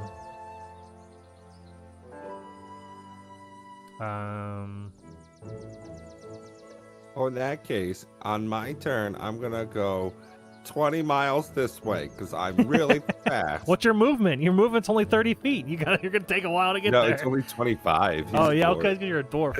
Yeah. Ross Princess. The dwarves are wasted on cross country. And what I typically do for travel, I'm not a big. Traveling can be boring. I yada a lot of travel to make it so we're not like, because it's gonna take 2 full days to get to Phandelver. A lot of that's gonna be like you travel for 6 hours and nothing happens, and that's travel. Some people like roll like multiple encounter, like every hex you're supposed to roll an encounter, and then like it's called a hex crawl, and it just, I don't know. Is that something that sounds fun to you guys or no? Do you guys want to have like a crawl? They call it a crawl for a reason. I'd rather it be meaningful. Understand? We have an audience too. Exactly. That's watching it. I don't want to make. Oh, good night, Time Castle. I don't want to make it painfully boring, and I hate travel in most video games. Yeah, I try not to. Yeah. There's an entire chapter in Hot DQ that it's Horde of the Dragon Queen. It's one of the modules. There's an entire little chapter that is travel. It's like I tried running it, and maybe at the time I just wasn't a good enough DM, or maybe I don't know. But it was an entire chapter of a module that was designed for like traveling with this wagon, and there was a bunch of stuff that was supposed to happen, and it was horrible. It was the worst chapter ever. So this will travel's be always boring. I mean, unless you're doing like a lot of random encounters. I don't mind random encounters, but after a point, it just feels like it's nothing but random encounter, random encounter, random encounter. Oh, Right, wait, what are we doing? What I like to do with random encounters, what I've started doing at the very least, is they need to mean something. They need to be more than just wolves attacking. You know, like that's just like there's a reason. If there are just wolves attacking, there's a reason why they're attacking. Maybe they're hungry and they need food, and maybe you don't have to kill them. Maybe you can just give them food and then they'll go away. That could be an encounter. It doesn't have to be just combat. An encounter could be traveling down the road. You find a wandering merchant. That can be an encounter. Like things that actually matter. That's what I like to use random encounters for. I don't want to just like put in like, there's an orc. Fight the orc. Okay, orc dead. Move on. Next hex. Fight the orc. There's another orc. Oh no. Yeah, that could get a little repetitive. So what I'll do is before next session, I'll have the random encounters all planned out if there is any for the entire way to Phandelver. So I typically plan ahead, and like I said, this is a module, so it will be based on that mostly. I will change things. They're It will not not really be... random encounters. They're semi-random encounters. No, in the module they go like, for every day of travel, roll a d20, and then on this result, this happens. It's like they are random. They don't always have like if the multiple people play, if you do like a second playthrough, it might not be the same. It might be completely different. It just depends. I was kind of kidding. No kidding allowed. This is My a bad. serious Dungeons and Dragons group. Yeah, that's but- right. But yeah, I think if that's if there are no other questions or anything, I think we're good to wrap up tonight. And I think next we are good, Wednesday, unless chat has any more questions, I think we're probably gonna call it a night. Any questions, chat? Now's your time. Get them in. yeah, there's a chance where I can Yeah. if right now we have the schedule working as every Wednesday from 7 p.m. Eastern till 10 p.m. Eastern. If I can do it, I'll try to maybe push it back forward 30 minutes to help Pat out, because I know that he's 10 is like pretty late for him because he gets up early in the morning, and I'm sure Yup. Bob as well. I can try to see if I can push that back 30 minutes. So I mean, like I said, I got on basically within 10 minutes of me waking up. Like I showered and everything, but so 7 works good for me. But I'll see if Yeah, I can let's just try and do adjust the that. schedule. Yeah. If I get to We bed need an to hour make it. early. If we get, as far as we get, I would like to give at least 5 to 10 minutes of like audience interaction time at the end of each stream. You know what I mean? Right. Just to And that's another Get thing I was going to thoughts. suggest. Something that I do as much as I remember to do. I haven't really done it in my other group for a while, but at the end of each session, I typically ask questions of like, how did you guys like the session? Was there anything that you didn't like? I like feedback. I know feedback can be difficult to give, but if you know me, and Amy, you don't, but you can say whatever you want. I will not be offended. You can literally call me dog shit, and I'll just be like, wow, that's okay. Yeah, sure. Why? As long as you have a reason why. Constructive criticism is ideal. Why was I dog shit that session? But other than that, yeah, I like feedback, because at the end of the day, I've been in plenty of groups where we've played and I've hated it, and I just like tell the DM like, this is why I hate it, and the DM didn't change anything, so I just left the group. I'm like, well, I gave you feedback and I didn't like those things, and well, I'm gone, I guess. But yeah, as a DM, I will do my best to adjust to player feedback, criticisms. If you don't like how something works, we can work it out and try to figure out a happy medium. But like I said, I typically stick with the rules, so as long as you like the rules, the core rules, then you should be fine. I'm fairly flexible on what you can do, but don't do like... Some people like throw the rules out the window in combat. They're just like, I want to run up the dragon's back and then backflip off his ears and then like pick him in the nose and like give him a wet willy, and then it's like you can only do like so much. Like action economy is fairly important for combat, because the monsters aren't going to do those things. They're not going to, triple backflip, double stab 2 people. Like they're not. They're gonna follow economy just as you are. So I'm cool with the rule of cool. as long as the mechanics back it up. Like you can flavor things as much as you want. You can add flourishes to whatever you want. I'm even okay with like loosey goosey. Like sometimes there isn't a rule for something you want to do. If you want to do something fun and cool, I'm okay with that as well. Something that, as an example, maybe you have an alchemist fire flask, which is like a flask you throw, and when it blows up, it like puts the thing on fire. If you want to like prior to combat, like duct tape it to an arrow and have like an explosive arrow, there's going to be a check involved in how well that's going to work, but that's nothing that the rules really handle, but I'll allow stuff like that if you want to do cool things like that.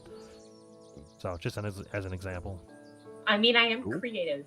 I think it's the only asset I have. Yeah, I don't want to squash creatism. That's definitely something. Creatism. I am God. There you go. So I would like to say, religion. just kind of as a matter of housekeeping, what I would really like to see at the beginning of each session, take just a couple of minutes to outline for our guests that are visiting us, kind of on the last episode. I will have the players do that because it lets me know that they're paying attention. So I can do that, but I would rather one of the players do it. You guys can take turns. You guys can have one person that does it all the time. I don't care who does it, but yeah, try to pay a little bit of attention, and as long as you're engaged, then I'm happy. So. Yeah, I mean, just it's more for the audience's sake. You know what I mean? I don't want to make this all about the entertainment, but it'd be kind of difficult. Like if somebody misses an episode, and then we just kind of catch up, to kind of guide where we're going. Last time, we cleaned out the Bugbear Cave and picked up a note that we have to take back to Dwizzledorf. Yep, it can be quick and short, but you can always watch the previous episode if you want more details than that. That'll all be available in a playlist and for anybody watching. Yeah, I don't mean like get in depth, like just a quick recap, just a short just to overview, say where we are, and it's more just for entertainment value. It's like all right. Well, I don't see any real questions from the audience. Nope. They're just so I'm good. Same. Hey, thank you everybody for joining us this evening. Until next week, we've been Pure MTG, joined by Vanna. Hopefully, Thank you Eric for next having week. me. Yep, thanks for joining us, Amy. And you guys have any questions? We've got the Facebook chat. Feel free to put them in there. And